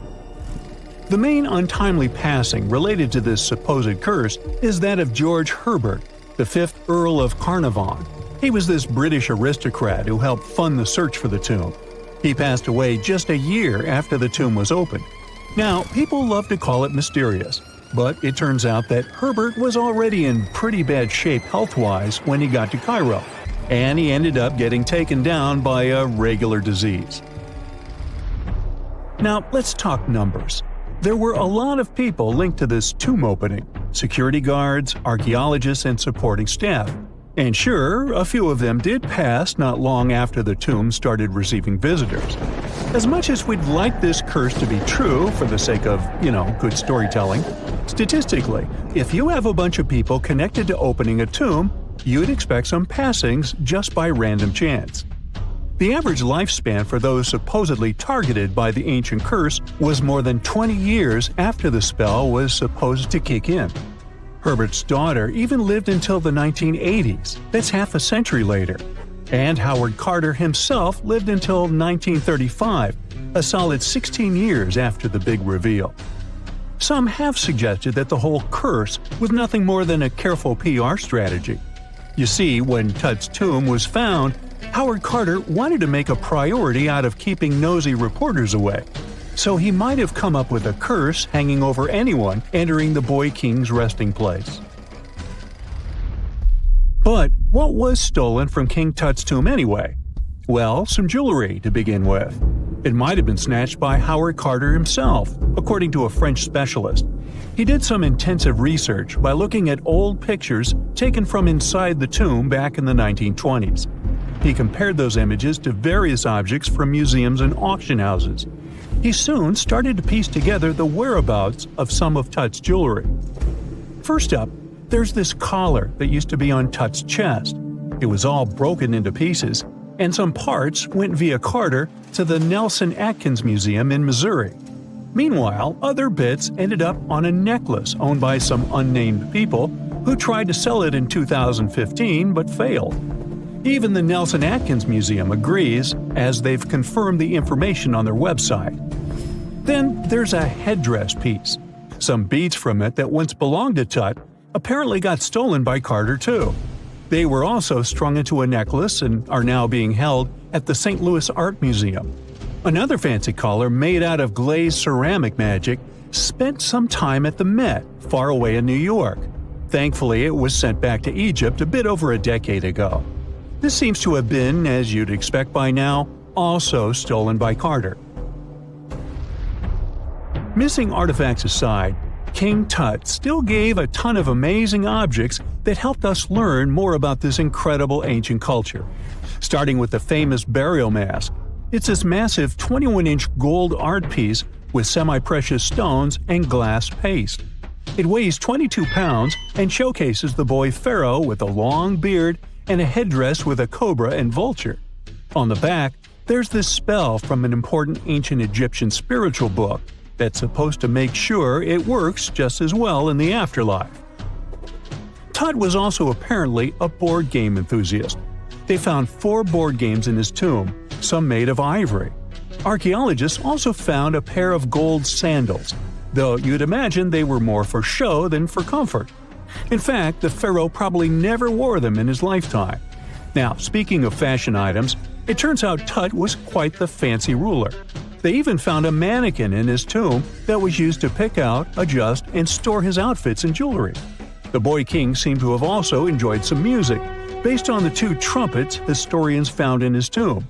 Though they were played back in 1935 in a BBC broadcast, the instruments are today considered too fragile to be maneuvered. In a frosty Canadian park, hidden deep beneath layers of thick ice, scientists discovered a bizarre skeleton they named the Frozen Dragon. The skeleton had been in the frozen ice for millions of years. It took experts decades to work out the species of this strange fossil. It was identified as a new genus of pterosaur. Pterosaurs were massive flying reptiles with wingspans of over 16 feet. Their heads were 3.5 times the size of their bodies. Pterosaurs lived 76 million years ago when they soared above the dinosaurs. Scientists described them as the biggest, meanest, and most bizarre animals that ever flew. The new genus has been named Cryodragon boreas, which translates to Frozen Dragon of the North Winds. In 2013, a young mountaineer was climbing one of the tallest mountains in Western Europe, Mont Blanc. He noticed a strange metal box poking out of the snow. The mountaineer pried the box open and found that it was filled with precious rubies, emeralds, and sapphires. The climber immediately handed the box to the authorities. It was discovered that the box likely belonged to a passenger on one of 2 flights from India that crashed into the mountain over 50 years ago. The box was valued to be worth over $200,000, and authorities are still searching for the heir to the small box of treasures. In northwest Siberia in 2007, a reindeer herder was on an outing with his sons when he noticed something strange in the ice. The man realized it was a frozen mammoth calf and immediately contacted the local museum. The calf was named Luba and was the best preserved mammoth mummy in the world at the time of its discovery. Luba had been in the ice for 41,800 years and is around 30 to 35 days old.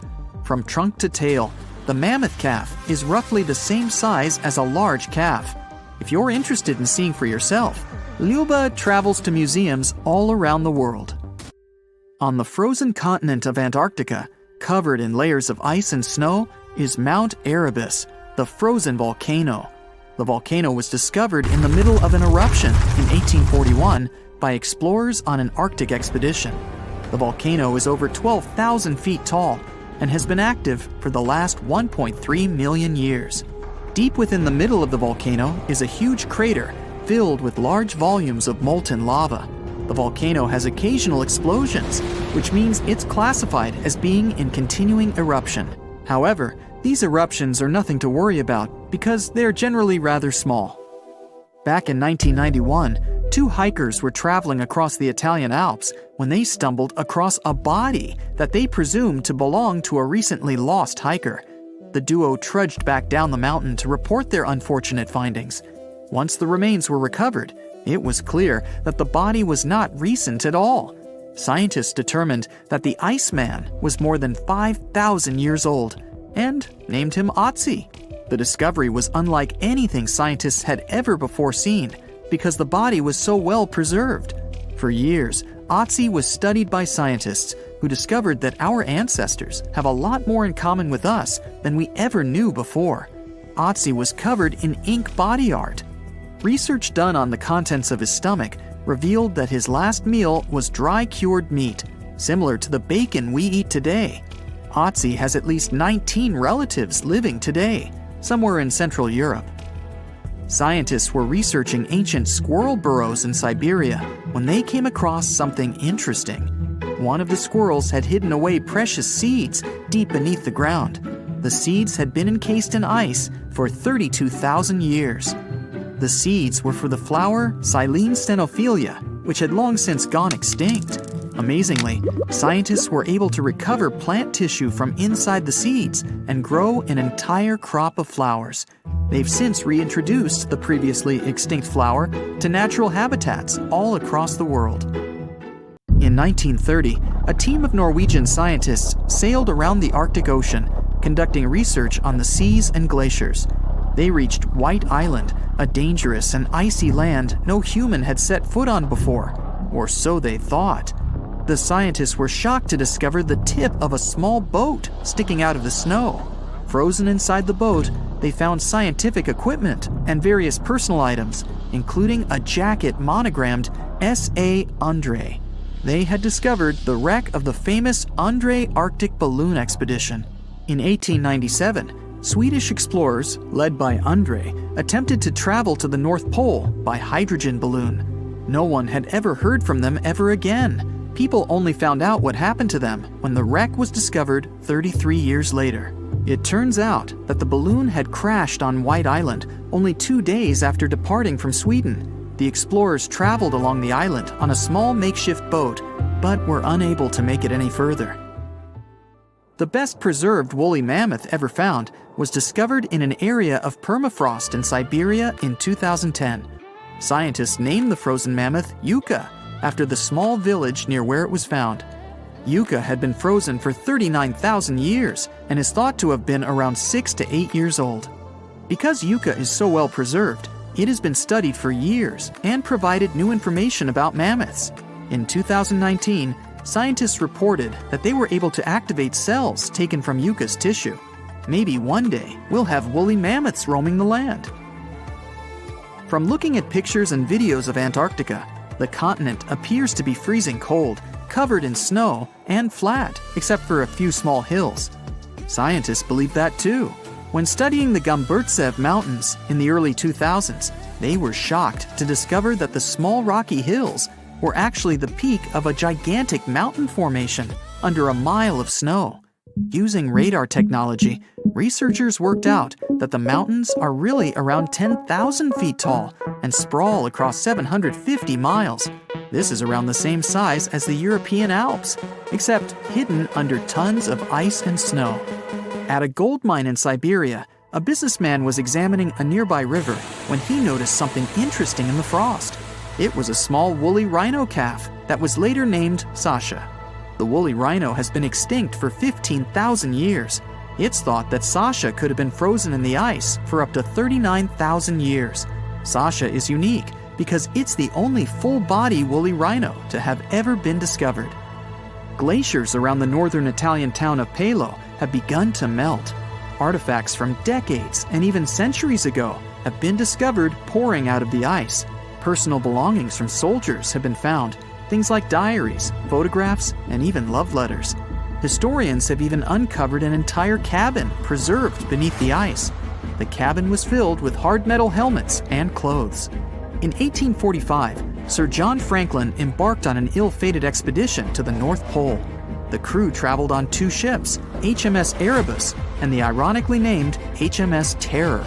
The expedition met with disaster, and both ships were lost to the icy waters. In 2016, the HMS Terror was discovered by a team of researchers. Despite being lost for 170 years, the freezing cold waters had maintained the ship in pristine condition. Scientists described the ship as frozen in time. Dinner plates and glasses were still on shelves, beds and desks were still in order, and even the passengers' luggage appeared to be in good condition. The HMS Erebus was also discovered nearby, but due to changing water conditions, the ship wasn't in great shape. The glacial ice surrounding a mountain passageway in Norway that was notoriously used by the Vikings has revealed hundreds of ancient artifacts.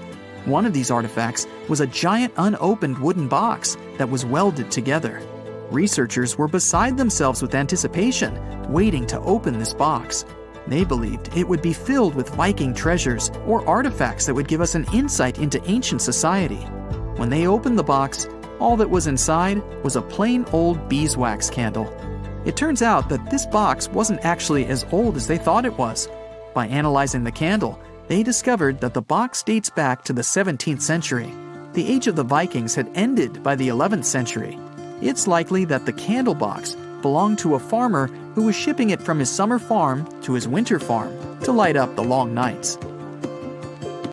For more than 3,000 years, the gold mask of Pharaoh Tutankhamun stayed hidden in the Valley of the Kings. This artifact, which stands about 21 inches tall, shows how skilled and artistic the ancient Egyptians were. But nobody expected that X-rays would reveal its biggest secret. King Tut was the last ruler of his family during the 18th dynasty. He took the throne at just 9 years old, but ruled for only 10 years before he passed away unexpectedly. If we're being honest, back in ancient Egypt, he was mostly forgotten by the rulers who came after him. His tomb wasn't a big deal for them, so much so that even the grave robbers forgot about him. It might sound a bit sad, but the truth is that it was actually great news for us. Since his tomb was practically forgotten, it ended up being perfectly preserved. While the other tombs in the Valley of the Kings were looted, his remained sealed and untouched. So, when it was discovered back in 1922, it had over 5,000 precious objects inside. That made Tutankhamun basically an instant celebrity and one of the best-known pharaohs nowadays. Among the treasures was the most stunning piece, his golden mask. This mask is said to be an exact image of the king's face, or at least it was supposed to be, but we'll get to that later. The purpose of this accurate representation of his face was to make sure that his soul would recognize him in the afterlife and return to his mummified body. In ancient Egyptian beliefs, this would allow him to continue living in the afterlife. The details of the mask clearly looked incredibly difficult to create, but people didn't realize how complex it truly was until many years later. The first X-rays of the mask were taken in 1967. Back then, the main reason for these scans was practical – conservation. The mask was heading to Paris for an exhibition, and it was the first time it had ever left Paris. This would help them keep track of any changes during the exhibit. Plus, the images could give clues about how the mask was made, but back then, they probably didn't fully realize just how complex its construction was. I mean, Egyptian goldsmiths didn't use modern soldering techniques. So, how did they make this mask? New X-rays taken in 2007 gave us some answers. It turned out the Egyptians didn't use pure gold, which is 24 carats. The mask was actually made of 23-karat gold, meaning it was mixed with another material. So, specialists discovered that the gold sheets contained a small amount of copper, a reddish-brown metal. This was likely done to make the material more flexible and easier to shape. They would then shape the gold sheets by heating and hammering them over and over again. But there was one more secret inside the mask that wasn't discovered until 2015. The year before, the staff at Cairo's Egyptian Museum were working on the mask display when the long beard of the mask accidentally got knocked off. Another theory is that the beard had become loose over time and just fell off. Either way, the fact that King Tut's beard came off caused a lot of stress. After all, we're talking about one of Cairo's biggest tourist attractions, so the experts had to fix the problem quickly. The restoration process started with a detailed recording of the mask's condition. To do this, they had to take a full three-dimensional scan of the artifact, and, by accident, they found something very interesting in the mask. Inside the royal beard, there is a gold tube, an intriguing structure that the Egyptians likely used to attach the beard to the rest of the mask. And that proved, once again, that the process of making this mask was even more complex than experts thought. But the mysteries don't stop there. Remember how we mentioned that the mask was thought to perfectly represent King Tutankhamun's face? Well, that might not be entirely true. Some popular theories suggest the mask was never meant for him and was actually made for someone else. A study published in 2015 suggested the mask was originally made for a female pharaoh, his supposed stepmother, the famous and beautiful Egyptian queen Nefertiti. The biggest clue comes from an inscription on the mask. At first glance, it seemed to belong to Tutankhamun, but after a close examination, researchers noted that something else was actually written underneath King Tut's name. The royal name stamp seems to have been altered, and originally it had something written on it that translates to Queen Nefertiti. There is another feature of King Tut's golden mask that was overlooked for years, which adds even more mystery. As we mentioned earlier, and one of the clues that made archaeologists think this, is the pierced ears on the mask. Some researchers believe that King Tutankhamun wouldn't have worn earrings after he was a kid. So, according to their theory, by the time he passed away at 18, he shouldn't have been represented with pierced ears. This could also support the idea that the mask originally belonged to Nefertiti, or maybe to someone who wasn't even connected to King Tut. But the mask isn't the only source of mystery. In fact, his whole tomb is full of puzzles. Recently, historians found a sign that the place where King Tut was supposed to be buried was changed at the last minute. For years, experts wonder why a pharaoh who ruled for 9 years ended up in such a simple tomb. When compared to the grandeur of other pharaohs' tombs, his tomb seemed, well, a bit plain. The idea that a king like Tutankhamun would have such an unremarkable resting place just doesn't match up with the power and importance he must have had in ancient Egypt. So, what happened? Well, apparently, this might have something to do with his successor, Pharaoh I. After King Tutankhamun passed away, researchers believe that I made sure to erase him from Egypt's history. So, one theory suggests that he was probably behind the quick decision to place King Tut's body in a smaller, less impressive tomb. When experts looked at I's own tomb, they found something interesting. There is a large wall covered in painted baboons. This is the same type of artwork found in Tutankhamun's tomb. It seems like the same person might have chosen the artwork for both tombs. Now, the design and decoration of the two tombs are almost identical, suggesting there was a shared hand behind both. But there is one key difference. I's tomb is fit for a king. It's much bigger and more impressive, even though the style and artwork are similar to what you see in Tutankhamun's tomb. So the theory suggests that I decided what went into both tombs. Since Tut passed away unexpectedly at a young age, his grand tomb wasn't finished in time. Normally, pharaohs start building their tombs while they're still alive to make sure everything is perfect. But Tut passed away when he was just 18, so there wasn't enough time.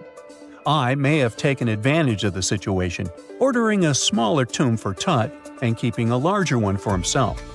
Experts believe this theory explains why Tutankhamun's tomb is so simple and how I managed to wipe his memory from history so easily. But in the end, the story of King Tut's mask and tomb is full of mystery and intrigue. Each new discovery sheds more light on what really happened all those years ago. But one thing is for sure, the secrets of ancient Egypt still have much to reveal, and King Tutankhamun will continue to fascinate people for years to come. Hey, how do you feel about taking a trip back in time? We're diving into the history of the Amazon forest to unravel the mystery of its lost cities. Grab your bug spray and hop on. The Amazon forest is the world's largest rainforest. The environment there can be extremely challenging for human life. Yet, the legend goes that the Amazon has been home to sprawling settlements, rich in unmeasurable wealth. Could that really be true? Or is that none other than a figment of our collective imagination? The legend of El Dorado might be the myth that started this whole thing. As European explorers began their excavations in American lands back in the 1500s, word got out of an Amazonian civilization that used to paint their leader in gold as an offering to higher powers. The legend of El Hombre Dorado, aka the Golden Man, began to quickly spread around Europe. Explorers got excited at the possibility of finding an infinite amount of gold somewhere deep within the Latin American jungle. And as you can imagine, expeditions to the continent began to multiply with each passing year. It didn't take long before explorers found this civilization. They were known as the Muisca people and were located in Colombia, near Lake Gudavia. The Muisca people had a tradition of painting their leader, aka the Zipa, from head to toe in gold. In a ceremonial gesture, the Zipa would swim into the river, spreading gold dust all over the lake. For the Muisca, this was their way of acknowledging and thanking the higher powers of the universe they believed in. When European explorers heard and witnessed this practice, they were amazed.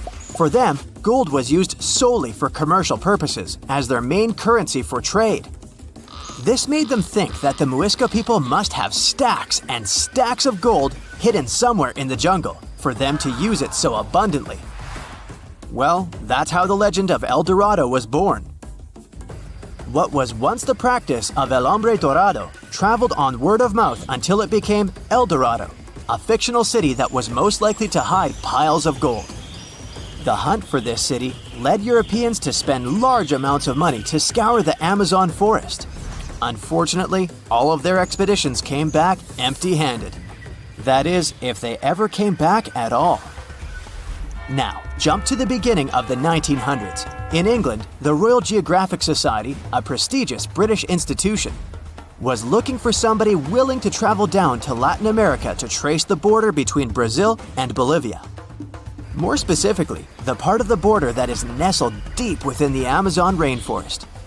One Sir Percy Fawcett was a Latin American aficionado, and he gladly volunteered to do the job. Oh, it's important to note that the Amazon forest is virtually the size of the continental USA. It sprawls across 8 countries, including Brazil, Peru, and Bolivia. And trust me, getting around is no easy feat. The jungle is covered in dense vegetation, and in addition to that, it's home to insane predators such as anaconda snakes, panthers, crocodiles, piranhas, and so on. But despite all that, Fawcett was very successful in his mapping adventure and seemed to be wanting to come back more. Back in England, Fawcett would scour diaries from other explorers hoping to learn more about the ancient Amazonian civilizations. He would read about the Incas and the Mayans and the great empires they built.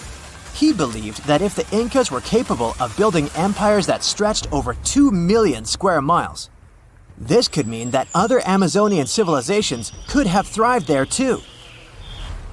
During his research, Fawcett came across a report from a 16th century explorer. The report told of a city deep within the Amazon forest that held unimaginable quantities of minerals. A town that stretched for 15 miles without any space from a house to house. This report fueled Fawcett's imagination to a new extreme. From then on, he became obsessed with finding what he called the lost city of Z. Over years, Fawcett searched the Amazon forest, usually looking for stone ruins that could possibly indicate human settlements. On his later expeditions, he focused on exploring the state of Mato Grosso in central Brazil. He would travel from Europe and into the lower region of the Xingu River. The trip to the Xingu would take him around 14 days on foot. Then, he would set sail in small wooden boats accompanied by local indigenous leaders that knew the region better than anyone. How he communicated with the indigenous population is still a mystery, since they only spoke in local dialects. Some scientists believe that this could have been the real reason why he never found the city. They believed he wasn't able to communicate what exactly he was looking for. And this was not his greatest difficulty. As we've said before, Amazon is not a kind place for its visitors. In his diaries, Fawcett tells of encounters with a 60-foot-long anaconda, which he bravely survived. He writes of endless sleepless nights and waking up with his hands and feet swollen from mosquito bites. Some of his peers said he was invincible and tireless, but the day came during his 8th expedition when he didn't make it back home. Fawcett disappeared without leaving any trace behind. Some even suspect that he was close to reaching his lifelong goal.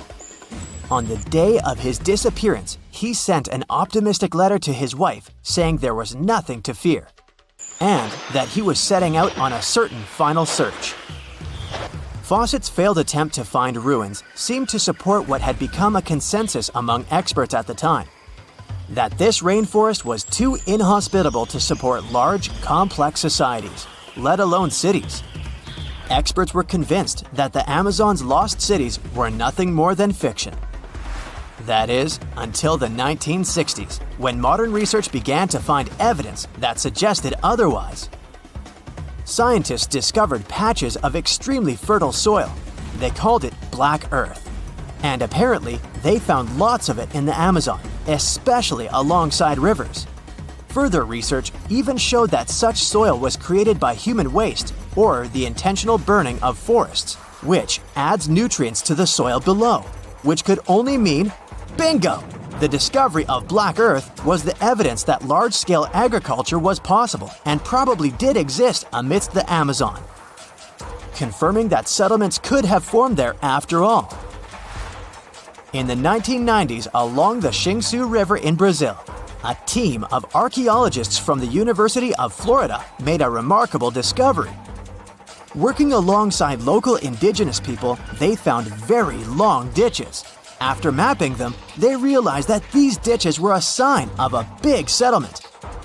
They were remnants of carefully designed walls centered around a plaza. Some were roads that led to more settlements. In fact, just this part of the Amazon, about the size of New Jersey, was once a network of dozens of settlements that experts believe could have been home to at least 50,000 people between 1250 and 1650 CE.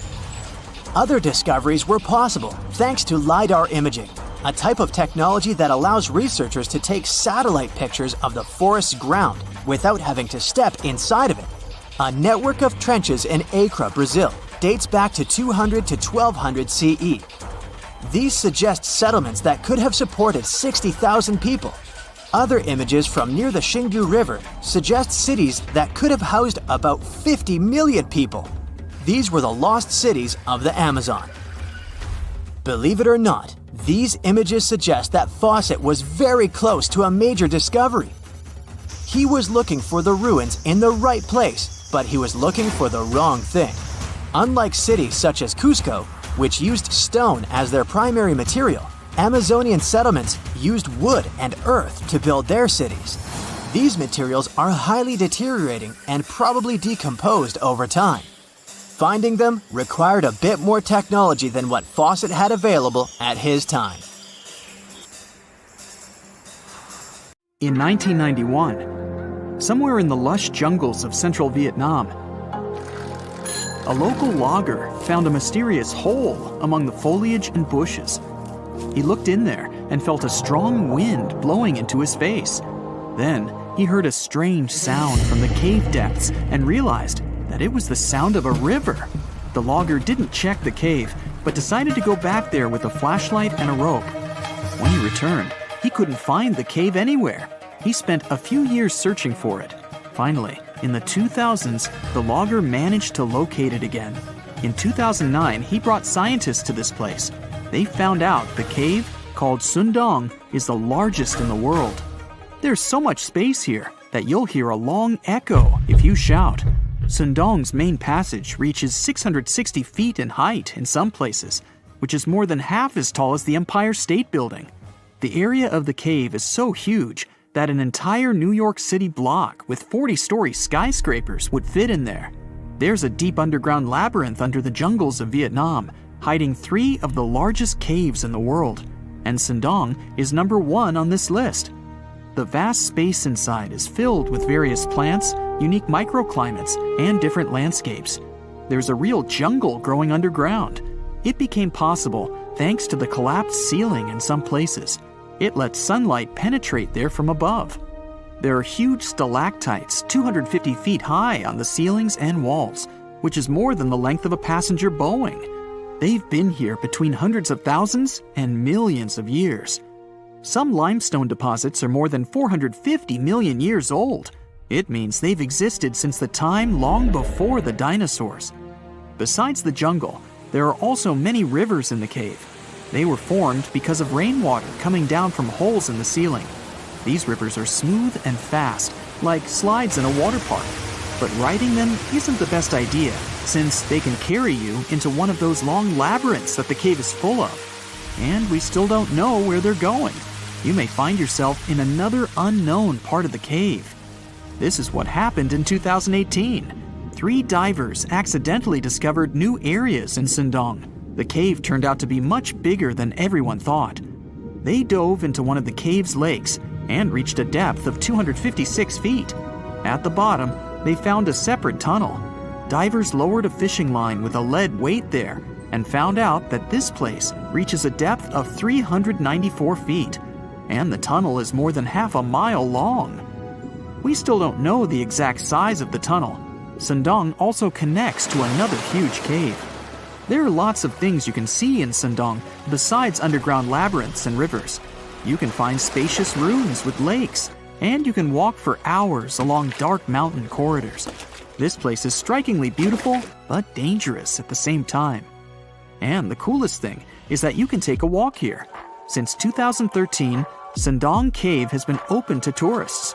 It's not just an easy walk to take some selfies though. The expedition to the cave lasts for several days. For the first day and a half, you'll explore the third largest cave in the world. And only after that, you'll reach Sundong. The path will take you through rivers, dense jungles, mountains, and rocks. You can meet many exotic birds, monkeys, and other animals. And according to many people, the way to the cave is even more impressive than the cave itself. When you reach your destination, you'll spend the next few days exploring Sundong. Together with other tourists, professional guides, and porters, you'll be sleeping in tents in different places in the cave every day. You'll see some stunning landscapes and, get ready for this, 400-million-year-old majestic fossils. There are also dark rooms with lakes that are good for swimming. Such adventurous expeditions become more popular every year. People who visited the cave call it the most amazing place they've ever seen. Another amazing cave is located in Indonesia, on the island of Flores. It's quite small, but holds amazing things inside. In 2003, a group of scientists discovered ancient artifacts here, including fossils of primitive tools, such as sharpened stones. Scientists realized that hundreds of thousands of years ago, this place was home to our distant ancestors. Then they found a very unusual female skeleton. That woman was only 3.5 feet tall. This is the height of the waistline of an average adult person. That woman had no problems with her spine or with the development of her bones, though. This and other skeletons found in the cave belong to some unknown human ancestors. Scientists called this species Homo floresiensis, or simply, Hobbit. The woman's weight was about 35 to 79 pounds. Analysis of the skull and bones showed she was about 30 years old. Hobbits probably lived on Earth between 190,000 and 50,000 years ago. There's a chance they met the ancestors of modern humans. The next cave is in Turkey. Imagine that you live in an old house and decide to make some repairs. You throw all the old stuff out of the rooms. The last place to sort out is your basement. You've hardly ever visited it and have no idea what's hidden there. But it's pretty spacious, so you decide to turn it into a room. You tear down the wall and discover the entrance to the cave. This is a tunnel that leads underground. You walk through the cave and see a real underground city. This happened in Turkey in 1963. One of the locals discovered a secret passage to a lost city in his basement. About 20,000 people could live there. There was enough space for livestock and food supplies. It's not just a maze of tunnels. There's a chapel, a school, stables, kitchens, walls, and other signs of civilization. The city was built in the Byzantine era, in the years 780 through 1180. It's not the only one down there and is connected to many underground tunnels and towns that stretch for several miles. Let's finish our journey in the strangest and most frightening cave. We're going to the southeast of Romania, near the Black Sea. Here, on a desolate wide plain, you can find a hole. This is a tunnel leading deep underground. The air inside the cave has high levels of hydrogen sulfide and carbon dioxide. Under normal conditions, the air we breathe contains around 20% oxygen, but it's only 10% here. You won't be able to breathe freely without an oxygen tank. The water and air here are poisoned. Almost no animals are able to live in such conditions, at least the ones we know about. And this cave is filled with 48 species of living organisms, 33 of which are new unknown species. Creeping things that live here can scare you. especially if you're afraid of bugs. Strange white snails and white spiders are crawling along the walls. An unknown species of leeches and transparent shrimp are swimming in the water. White millipedes with huge mustaches are creeping on the ground. Here you can also meet an unknown kind of scorpion with a transparent white body that doesn't look like any other kind of scorpion. Nothing here looks like ordinary animals at all. All creatures in the cave are white or transparent. They don't have eyes, but they have long paws and antennae whiskers that help to navigate in space. Plants can't live here without sunlight and clean air. This means that oxygen isn't produced in this place. So how do these creatures manage to survive? The answer is in the water. The surface of the lake and puddles here is covered with strangely moving foam. This substance is a living organism. It consists of 1 billion bacteria called autotrophs. Ordinary plants absorb carbon dioxide and use photosynthesis to produce oxygen. This cave is filled with carbon dioxide. Autotrophs absorb it and secrete tiny food particles. Bacteria feed on these particles. Larger organisms then feed on those bacteria, and so on. In the end, there's enough food for everyone. This process is called chemosynthesis. It's like photosynthesis, but uses water instead of sunlight in its chemical reactions. In this cave, evolution has created a completely unique biological system, separate from the rest of the world. A comfortable abode with a gorgeous view of the Mediterranean Sea will serve as a perfect rain shelter. Well, this is what a real estate advertisement might have looked like for Neanderthals 100,000 years ago. Welcome to the weird and wonderful caves you could live in, or not. Of course, back then, neither real estate and advertising had been invented yet. Never mind the fact that Neanderthals couldn't build houses and often lived in caves. Yet, one of those caves looks an awful lot like a residential building. It's situated inside a high limestone cape called the Rock of Gibraltar. If the Neanderthals had had an economy, the caves inside this rock would have cost a bundle. Navigators discovered it in 1907. They just spotted a big hole inside the fortified rock. For many years, scientists have studied this place and found some traces of Neanderthals. They discovered ancient tools in the cave and bones of old animals. But the coolest thing was, they found 4 caves inside the rock. It was like a residential complex.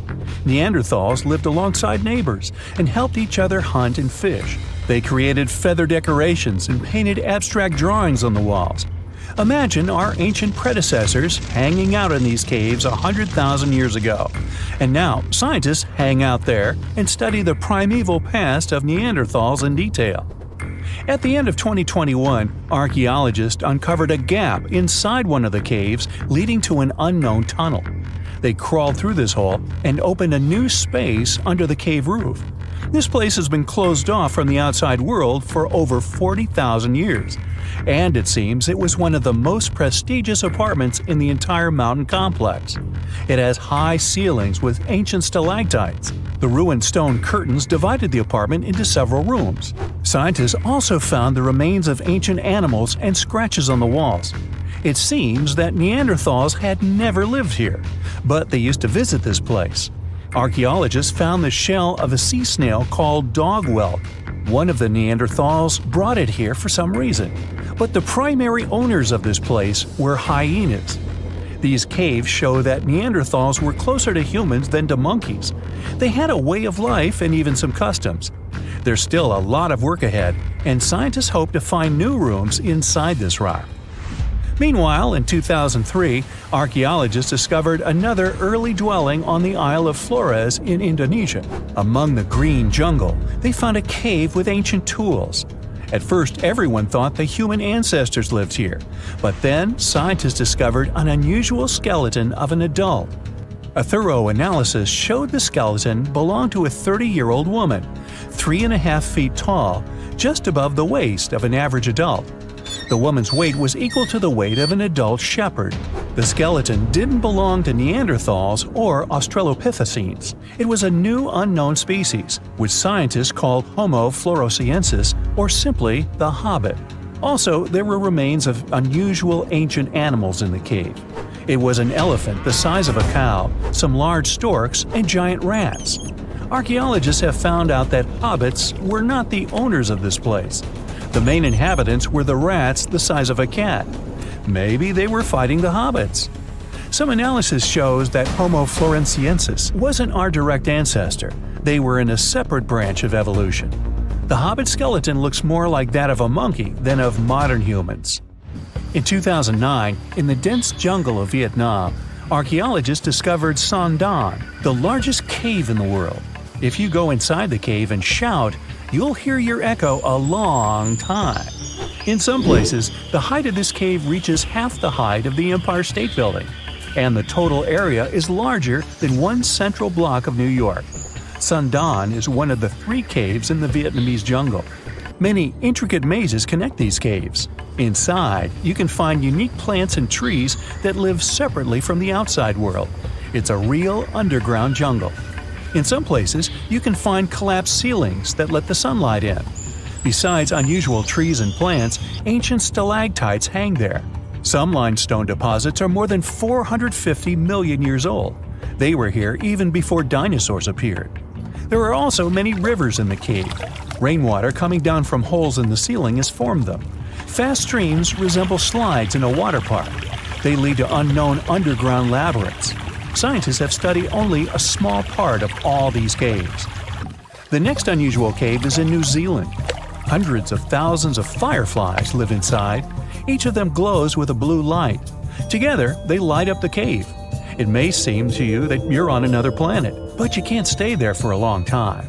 Special air measuring devices are everywhere. Scientists monitor the level of carbon dioxide necessary for the normal existence of fireflies. These insects are sensitive to the environment. If there are many people in the cave, or they stay there too long, the park staff will ask them to leave the place. It's like you're literally stealing oxygen from the fireflies. We've seen some pretty amazing caves so far, but how about a scary one? We're going to the desert of Yemen's Al Mara province. What we're looking for is not a cave, it's just a black hole in the ground, right in the middle of the desert. It's big, the size of a basketball court. It's not its size that could scare you, but what's inside. Scientists are still not sure what it is. From the depths of this black abyss, a disgusting smell of rotten eggs constantly comes out, and sometimes you can hear some strange, frightening sounds. The blackness of the giant hole in Yemen absorbs all the sun's rays, so you won't see what's there even with a powerful flashlight. People flew over this place by helicopter. They filmed using drones and the most powerful lenses, but they didn't catch anything except darkness. It looks like a big ink spot in the middle of golden sand. The locals are afraid to approach this place. They believe the cave leads to another dimension where evil creatures live. At the moment, the giant hole in Yemen is one of the most poorly studied and mysterious phenomenon of nature. How did it appear? How old is it? Where does it lead? Scientists are trying to find the answers to these questions. There are theories that the hole appeared because of construction work. Geologists drilled the soil nearby in search of minerals. It could have caused fluctuations in the Earth's crust and collapsed the surface. But no one can prove this theory, yet. And now, imagine a place where sunlight has not penetrated for more than 5 million years. There's little oxygen, and it's cold and damp. Still, life is born in this place, not only microbes and bacteria, but also something bigger. The living conditions in this cave are very different from the usual ones, so, in a sense, this cave is like another planet. It's the Mobile Cave in the southeast of Romania, near the Black Sea. The entrance is a small hole in the ground. Inside, a tunnel leads deep below the surface. The levels of hydrogen sulfide and carbon dioxide are above normal inside the cave. The air here is half as much oxygen as on the surface. People can't be here without an oxygen mask, but other creatures living here can. The cave is home to 48 species of living organisms. 33 of them are unknown. Here you can meet some unusual insects, white snails and white spiders, millipedes with huge whiskers, transparent shrimp, and unique species of leeches. They all live here thanks to the little bacteria autotrophs. They absorb carbon dioxide and release food particles. Bacteria feed on it. Other larger organisms feed on these bacteria, and some bigger organisms eat those little ones. In the end, everyone gets food. In this cave, evolution has created a biological system separate from the rest of the world. 47-year-old Kenny Veach told his family he was going hiking for 2 days. His destination? The Mojave Desert.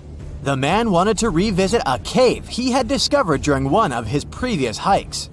But that was the last time anyone had seen Kenny Veach. A helicopter and over 30 search and rescue teams came back empty. The hiker was nowhere to be found. Was the mysterious M Cave behind his disappearance? The oddest thing about Kenny's case is the fact that he was a seasoned hiker. He often went on solo trips to explore deserts in California and Nevada. The man was an ultralight hiker. That meant he brought only the most basic of supplies: water, food, and a tent. That's all. But this was enough for several days of camping in the desert. Kenny would rarely bring a GPS device with him. He didn't even bother to pack a compass or a map. Some would call him reckless, but he managed to get back home every single time. Kenny wasn't shy either. He had a YouTube channel where he regularly posted his adventures. He named his channel Snakebit McGee because he picked up snakes wherever he went. But Kenny also had another habit. He went into every cave he found in the desert. Now, he didn't post many videos. Kenny mostly used YouTube to comment on other people's adventures. In a comment from June 2014, the man revealed that he had discovered a mysterious M-shaped cave. It was located in the Sheep Mountains of North Las Vegas. Kenny's description of the cave is where the weird part of the story begins. He spotted it while hiking and noticed the cave had an interesting entrance. It was shaped like a perfect letter M. Kenny went up to it, but something didn't seem right.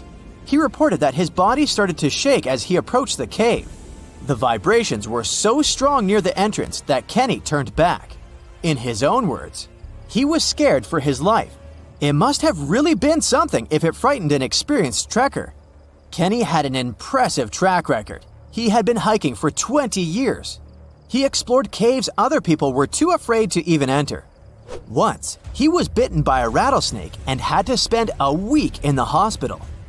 On his journeys, the man found skulls of all shapes and sizes, as well as old animal traps. Kenny slept on mountain peaks under the stars. One time, he hurt his leg on a mountaintop. He had to walk 20 miles back to his truck. It was 100 degrees Fahrenheit that day, and Kenny had 1 cup of water to keep him going. Kenny Veach was a true survivalist. But this one cave was a mystery to him. He admitted that he was totally unprepared that day. He had the tools to open a can, but not to fight the mysterious force that took over his body. But Kenny wasn't a quitter. He made plans to return to the M Cave, and this time, he was going to be ready. He did so several months later, but much better equipped. But the trip turned out to be a bust. He recorded a video, but couldn't find the cave. Was that it? Was the brave explorer finally going to quit? Not by a long shot. His followers on social media wanted him to solve the mystery. So he went out into the desert for the 3rd time. He planned a short, overnight trip, but nobody ever saw him again. After 2 days, his family alerted the authorities. They quickly launched a search for the missing man. Now we come to the weird part. In one of his videos, Kenny stood in front of an abandoned mine shaft. This is where he briefed the viewers on the mission. Rescue teams reached this point and found Kenny's phone. This was 10 days into the search, but the trail soon went cold. The rescuers feared the worst. They decided to send a camera down the shaft, but didn't find anything. For a full month, no one had any idea where Kenny was. And then, the mystery deepened. An unknown woman came forward online. She claimed to be the missing man's girlfriend. The mysterious woman told the story of how she went with Kenny on hour-long hikes. She urged hikers to use GPS not to get lost. And then, a claim that shocked social media users. The woman believed Kenny's disappearance wasn't an accident. She revealed that her alleged boyfriend had some serious issues. Apparently, he had quit his job a year prior to his disappearance. Did Kenny Veach really trek into the desert to take his own life? People weren't convinced. Kenny's daughter believed her father just had an accident. In her words, he was a survivor. Was the mysterious M Cave responsible for his disappearance? Did he find someone or something he shouldn't have found there? The questions linger, and so did the theories among the online community. Fellow hikers and YouTubers were determined to find the M Cave. This would solve Kenny Veach's mysterious disappearance once and for all. In 2021, one hiker got lucky. He claimed to have found the secretive M Cave. For safety reasons, the man couldn't reveal his exact location. The cave sits somewhere near Nevada State Route 375 East. The entrance to the cave really looked like an oversized letter M, just like Veach described it. But the shape is too hard to notice from ground level. Only when you look at it from above is the M shape visible. Who knows, hikers might have been walking past it for years without noticing the cave. Even Kenny couldn't locate the entrance the second time he went looking for it. The cave wasn't very deep, but there was something odd at the entrance. There appears to have been a straight line of rocks. Did someone try to wall off the entrance? And at the back of the cave, there was an even stranger find. Small pieces of wood were scattered along the floor.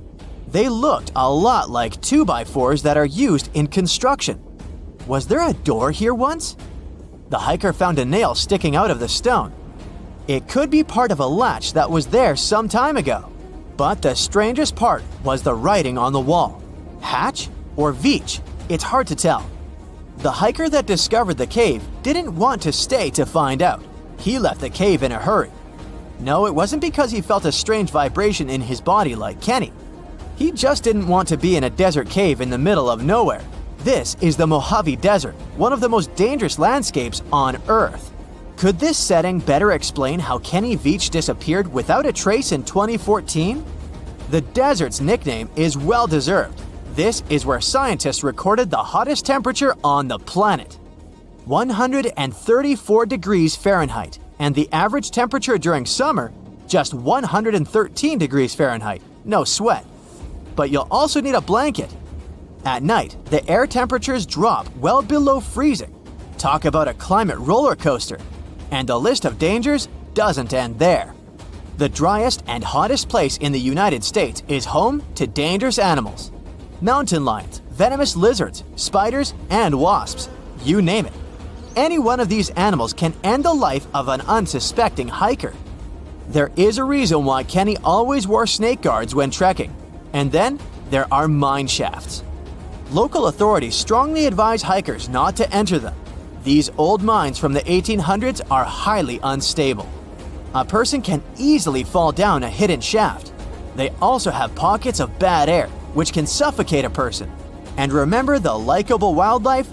They too live in these shafts. Rattlesnakes, scorpions, and black widow spiders. Kenny Veach could have easily fallen into one of these shafts, and there would be no help for him from miles around, since Nevada is one of the least populated states. Researchers have found almost 1,000 previously hidden Maya settlements in the tropical lowlands of what is now northern Guatemala. They did it with LiDAR, light detection and ranging lasers, which they used to scan areas from the air. The region we're talking about is pretty vast. All those structures and buildings they saw over there stretch across about 650 square miles. And these spots were supposedly occupied thousands of years ago. It seems all these structures were pretty densely packed, so people lived close to each other. They had at least 417 ancient villages, towns, and cities where they could identify boundaries. These structures and buildings were actually a part of a state that looked like a kingdom. Some of these settlements were built as sports courts, civic, ceremonial, and religious centers, and residential homes. There were also massive palaces, platforms, dams, pyramids, and causeways across that area. People who lived there also had reservoirs where they collected water. So, they needed the power to organize thousands of specialists and workers. And they also needed many skilled people to build such structures without the technologies we have today. They needed lime producers, architects, mortar and quarry specialists, lithic technicians, those who took care of legal enforcement, and other important roles to establish the true community. This cool laser scanning system researchers used while exploring this area can even penetrate very dense ecosystems and vegetation. The light bounces off different surfaces and then creates a digitally reconstructed map. This map is based on how much time it takes for the pulses to get back to a receiver. So, with this laser system, they discovered there were also lowlands for agriculture. So why exactly did the Maya settle in this region? It was a specific area. Plus, it was hard to build such an amazing kingdom in a tropical rainforest climate. Back in the old times, ancient peoples had mostly inhabited areas in drier climates. Over there, they would build water resources, which were some sort of the basis of society and a source of life. An example of this is Teotihuacan of Highland Mexico, although they did have a couple of navigable rivers they could use for transport and trade. But these rainforest areas had their advantages too. The Maya used natural resources like limestone, which was their primary building material, salt, and the volcanic rock obsidian, which they used for different tools. Also, they managed to find enough dry land to live and build homes there. The lowlands were seasonal swamps called bajos, and they were perfect for agriculture because of the fertile soil. Generally, the Maya built settlements that could endure rainy periods too. They were ready for different circumstances, including flood and drought, which is something you could see in how they built houses. Their architecture was also one piece of evidence that showed their community was like a centralized kingdom-like state, which shows they stuck together through tough times. The Mayan Empire was very powerful, and it reached its peak about the 6th century CE. They were excellent at pottery, agriculture, writing, mathematics, and calendars. They were the ones who created complex calendar systems, such as the calendar round, which is based on 365 days. Although some believe the Mayan calendar predicted December 21st, 2012 would be the end of the world, it was just a coincidence with the end of a certain full cycle. They would call it the long count calendar, and it lasts 5,125 years. The Mayan people left behind an impressive amount of astonishing architecture and symbolic artwork. Most of their stone cities ended up abandoned by 900 CE. No one still knows why the Mayan civilization in that area collapsed, although there are some theories. Some think that by the 9th century, these people had exhausted the resources around them to the point that they could no longer feed and sustain such a big population. Others believe some city-states didn't get along that well, so they broke down the traditional system of power they used to have. Some say it was all because of a very long period of drought. It could be a combination of all these factors, though. But one Mayan city, located on an island, even survived until the 17th century. It was long after the rest of the Mayan civilizations had been destroyed or abandoned. If you're a traveler, you might know the town by its modern name, Flores. Scientists believe about 2,000 people lived there. The earliest Maya people were farmers. They cultivated crops like beans, squash, corn, and cassava. As they had many interesting ingredients, they created hundreds of cool recipes. Many of those are still present even today. For example, in modern Mexican cooking. And especially popular are papayas, cacao, avocados, squash, pineapples, chili peppers, beans, and so on. Even though the Maya mostly practiced a kind of primitive type of slash-and-burn agriculture, there is also evidence of them using some more advanced farming methods, like terracing and irrigation. And they were big chocolate lovers. More than 3,500 years ago, the Olmecs of Mesoamerica probably turned out to be the first to realize that it takes some work for us to get such a cool thing as chocolate. But the Maya were the ones who turned it into a true form of art. Scientists found out about it when they found cacao in Mayan pottery. Their chocolate would be mixed with honey, water, cornmeal, and chili peppers. That's how you get a spicy, savory hot chocolate beverage you can try even today in Mexico and Central America. Also, They used written language in their books. Their paper was made from fig tree bark, and using strips of that paper, they created a large library of books. Books made of this material are called codices, and 4 of these can still be found today. Sadly, many books were lost over time because of the humid climate or some human factors. The classic Maya built a bunch of palaces and temples that had a stepped pyramid shape. They decorated them with inscriptions and reliefs, which have earned them the reputation of being incredible artists of Mesoamerica. For the Mayans, flat foreheads were the most desirable thing on someone's face. They were generally really into aesthetics, and having a flat forehead was one of the main things where you could meet their highest aesthetic standard. They also liked to glam up their looks with makeup and clothing. Also, the Mayans were master tattoo artists.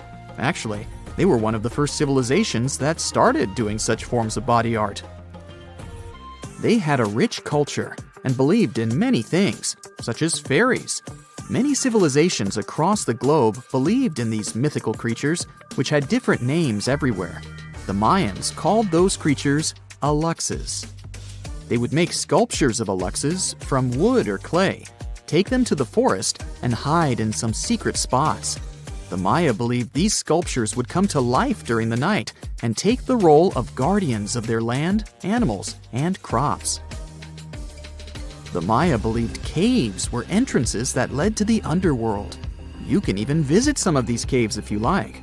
For example, you can explore the jungles of Quintana Roo and Yucatan near Cancun. There are many spots where researchers found artifacts the Mayans had left behind. They were one of the first cultures that learned how to use rubber latex and make, for example, rubber balls for the many interesting games they had. They used natural latex and then probably mixed it with some other natural substances. That's how they came up with the bouncy balls they played with. They also built cool steam baths. The Maya had structures made from stone that looked like something we know today as bathtubs. Plus, they were building heated stone structures we know as sweat houses. Researchers found these in El Salvador and Guatemala, and they were previously hidden under volcanic ash. Here's a riddle. Which U.S. city is so loved that its name should be repeated twice? You guessed it, New York, New York. But the thing is, how much of New York do we really know? I'm talking about the city that lies under the city. Dare to join me on an underground tour of the Big Apple? Then grab a flashlight, it's about to get dark. We'll start in the heart of Manhattan, in the front of the Romanesque City Hall building. Believe it or not, beneath our feet lies New York's oldest subway station, known as the Old City Hall Station. It opened in 1904 on October 27th, a night of true celebration for New Yorkers. People were so excited, some of them spent the entire night riding the trains back and forth. Before this, urban dwellers moved around in carriages pulled by horses. No wonder the subway was such a hit.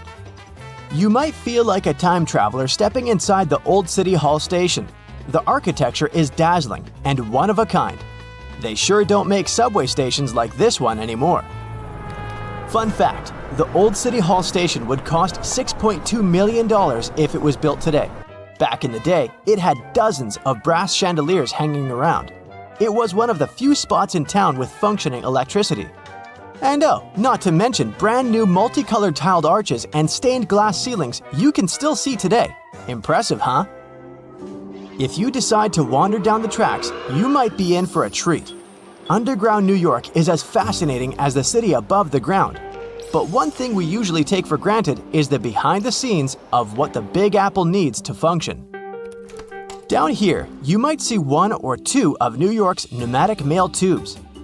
These tubes were built back in the 1800s and they were operational up until the 1950s. They were responsible for distributing people's mail through different post offices. Letters flew at an impressive speed of 35 miles per hour. That's almost as fast as a professional runner. It sure sounds like a useful system, but I have to say, it feels weird imagining people's correspondence flying around 15 feet underground. Back to street level. We'll wander around fancy Lexington and Park Avenues. If you look up, you'll see the famous Waldorf Astoria 5-star hotel. Many celebrities have stayed there, including John Lennon and Yoko Ono, as well as presidents such as FDR. This is why the hotel used a secret infrastructure to sneak people inside and out. Under the building, a tunnel known as Track 61 connected the Waldorf Astoria to Grand Central Station. The track was deactivated in the late 70s, but some people say Andy Warhol threw a party there in the 80s. I bet that was something. For the next part of our visit, we'll have to take the subway uptown. We'll get off at 125th Street and find ourselves on the scenic waterfront of Riverside Park. Here, you'll find abandoned tracks of an old metro line. If you follow the tracks, you'll get to an underground graffiti gallery, aka the Freedom Tunnel. The tunnel is named after a graffiti artist from the 80s who is commonly known as Freedom. While exploring these tunnels, we'll see over 40 graffiti pieces he painted over 15 years. There are spray paints of James Dean, Mona Lisa, and even a self-portrait of Freedom himself. Moving on, let's wander around the northern part of NYC for a bit. Walking in Van Cortlandt Park will feel like hiking upstate, but believe me, you're still in the city. Along the way, you'll encounter some big ventilation towers made of stone. These towers were once part of an old New York infrastructure. They make up the remains of what used to be the Croton Aqueduct. In the 1800s, the city's water supply flowed through a 41-mile-long underground tunnel, all the way from Croton River in upstate New York to Bryant Park in Midtown Manhattan. Oh yes, and I should probably tell you that Bryant Park wasn't a park. Instead, it hosted a colossal stone structure that looked pretty much like something ancient Egyptians would build. This 4-acre structure served as the city's water reservoir. It even had a pathway on top so that people could enjoy a nice afternoon stroll while looking at the reservoir's crystalline water. Now, all this exploring might have made you hungry, but don't worry, our next stop includes a yummy treat. We'll have to leave Manhattan and make our way to Brooklyn. In case you didn't know, New York City is made of 5 boroughs: Manhattan, Queens, Bronx, Staten Island, and Brooklyn. Crown Heights, that's our stop. Would you believe me if I told you that beneath these streets lie caves full of aging cheese? How very Parisian of them. To get down there, you'll have to make your way through a century-old building that now works as an office space. Maybe wave hello to all those hard-working people and disappear in one of the stairways that will take you 30 feet below the ground. You won't need a flashlight for this one. The caves are bright and renovated and can hold up to 22,000 pounds of cheese. But hey, it might stink. That's the main reason cheesemakers decided to use underground tunnels to age cheese in the first place. After a bite or two of some delicious cheese, let's keep going. While still in Brooklyn, you might see tons of locals enjoying a sunny day in the McCarran Park pool. This pool is a huge attraction, being 3 times the size of an Olympic pool. As the NYC explorer you are becoming, you might even go for a swim. But hey, there's a much more interesting part to this attraction. The pool was built in the early 1900s, but it was shut down in the 50s. During this time, urban explorers discovered a network of underground tunnels right beneath the pool. And, of course, you can find a secret entrance and get a peek for yourself. There, you'll not only see the pool's filtration and heating system, but also a lot of graffiti from the time the site was abandoned. Neat! This question may sound weird, but have you ever seen a cow in New York? I sure haven't. Well, maybe there's a reason for that. Apparently, New York still has underground tunnels that were constructed for the transportation of cattle. Once New York started to flood with automobiles, cows became a burden for traffic. Until a 200-foot-long cow passage was built below 12th Street to transport the livestock that was ferried over from New Jersey. These days, you won't be able to visit this place in person because the tunnel was most likely destroyed. But historians found blueprints proving its existence. To add to the list, archaeologists discovered a very peculiar fossil a while back. Now imagine peeling off the layers of the city's soil. First, at 15 inches, you'll find a layer of wires. I'm talking TV cables, electricity, and all that. Digging deeper, at 4 feet, you'll see water and sewage pipes. But then, at 15 feet down under the surface of NYC, diggers have found a fossilized shipwreck. The wreck is located right under Broad Street, where there was once shallow water. They believe the wreck dates back to the 1600s. It's 92 feet long and 25 feet wide. Oh, and that's not all. At the intersection of Bowery and Canal Street, engineers stumbled upon a room with its walls and ceiling covered in mirrors. And no one has managed to explain the existence of this bizarre place yet. Our Big Apple underground visit is coming to an end, but we sure did more than just scratch the surface on this one. Before we finish, let's enjoy the best of what NYC cuisine has to offer, a good old bagel. Who knows, maybe next time we'll do Paris or even London. See you soon, explorer. The moon's surface has millions of craters, but something else has drawn a lot of attention to it. A giant rare hole that turned out to be a tube. It was found when the Japanese lunar orbiter was gathering data around the moon's skylight, the tube's entrance. Researchers found a specific echo pattern that suggested there was a hollow area.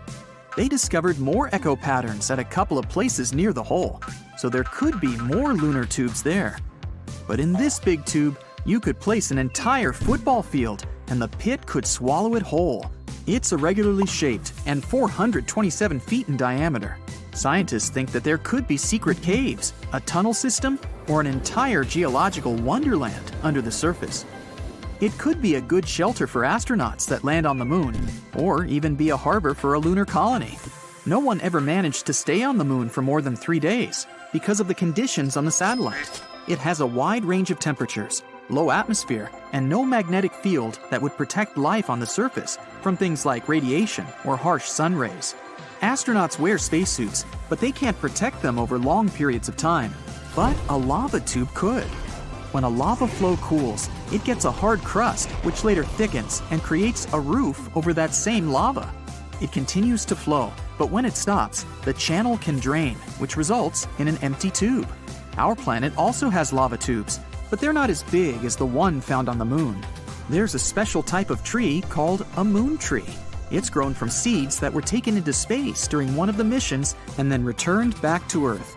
You can find this kind of tree growing across the US. Earth is 27% bigger than the moon and far more massive. Our gravity is stronger. If you drop a rock on the Earth, it will fall faster. 150 pounds on Earth is just 25 pounds on the moon. The Earth has numerous satellites circling around it, but the moon is the only natural one. Our moon was formed during a big collision of the Earth and one more planet the size of Mars. This happened around 4.6 billion years ago, shortly after the Sun and our solar system were formed. After the collision, a cloud of vaporized rock went into orbit around our planet, cooled, and shaped into a ring of small solid bodies. They later got together and became the moon, leaving craters as a reminder of this collision. If you're standing on the surface of the moon, your shadow will be darker than on Earth. This is because there's no atmosphere to scatter light and create lighter shadows. One of Jupiter's moons, Io, has hundreds of volcanoes and pretty wild eruptions, sometimes sending plumes 250 miles into the atmosphere. These eruptions happen because of the extremely strong gravity this moon is exposed to. Its insides tense up and relax in those periods when it gets closer to and then further from Jupiter, which generates enough energy for insane volcanic activity. It's not just planets, even quite small space bodies sometimes have moons. In 1993, researchers discovered a 20-mile wide asteroid and its 1-mile wide moon. You'd need 400,000 moons to match the brightness of our central star, the Sun. The moon reflects the light it gets from the Sun, but it doesn't produce its own.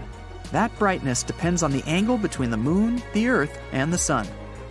Our moon is around 32 Earths away from us, and 29 Earths at its closest. When the night is dark and clear, it seems like you can touch a full moon.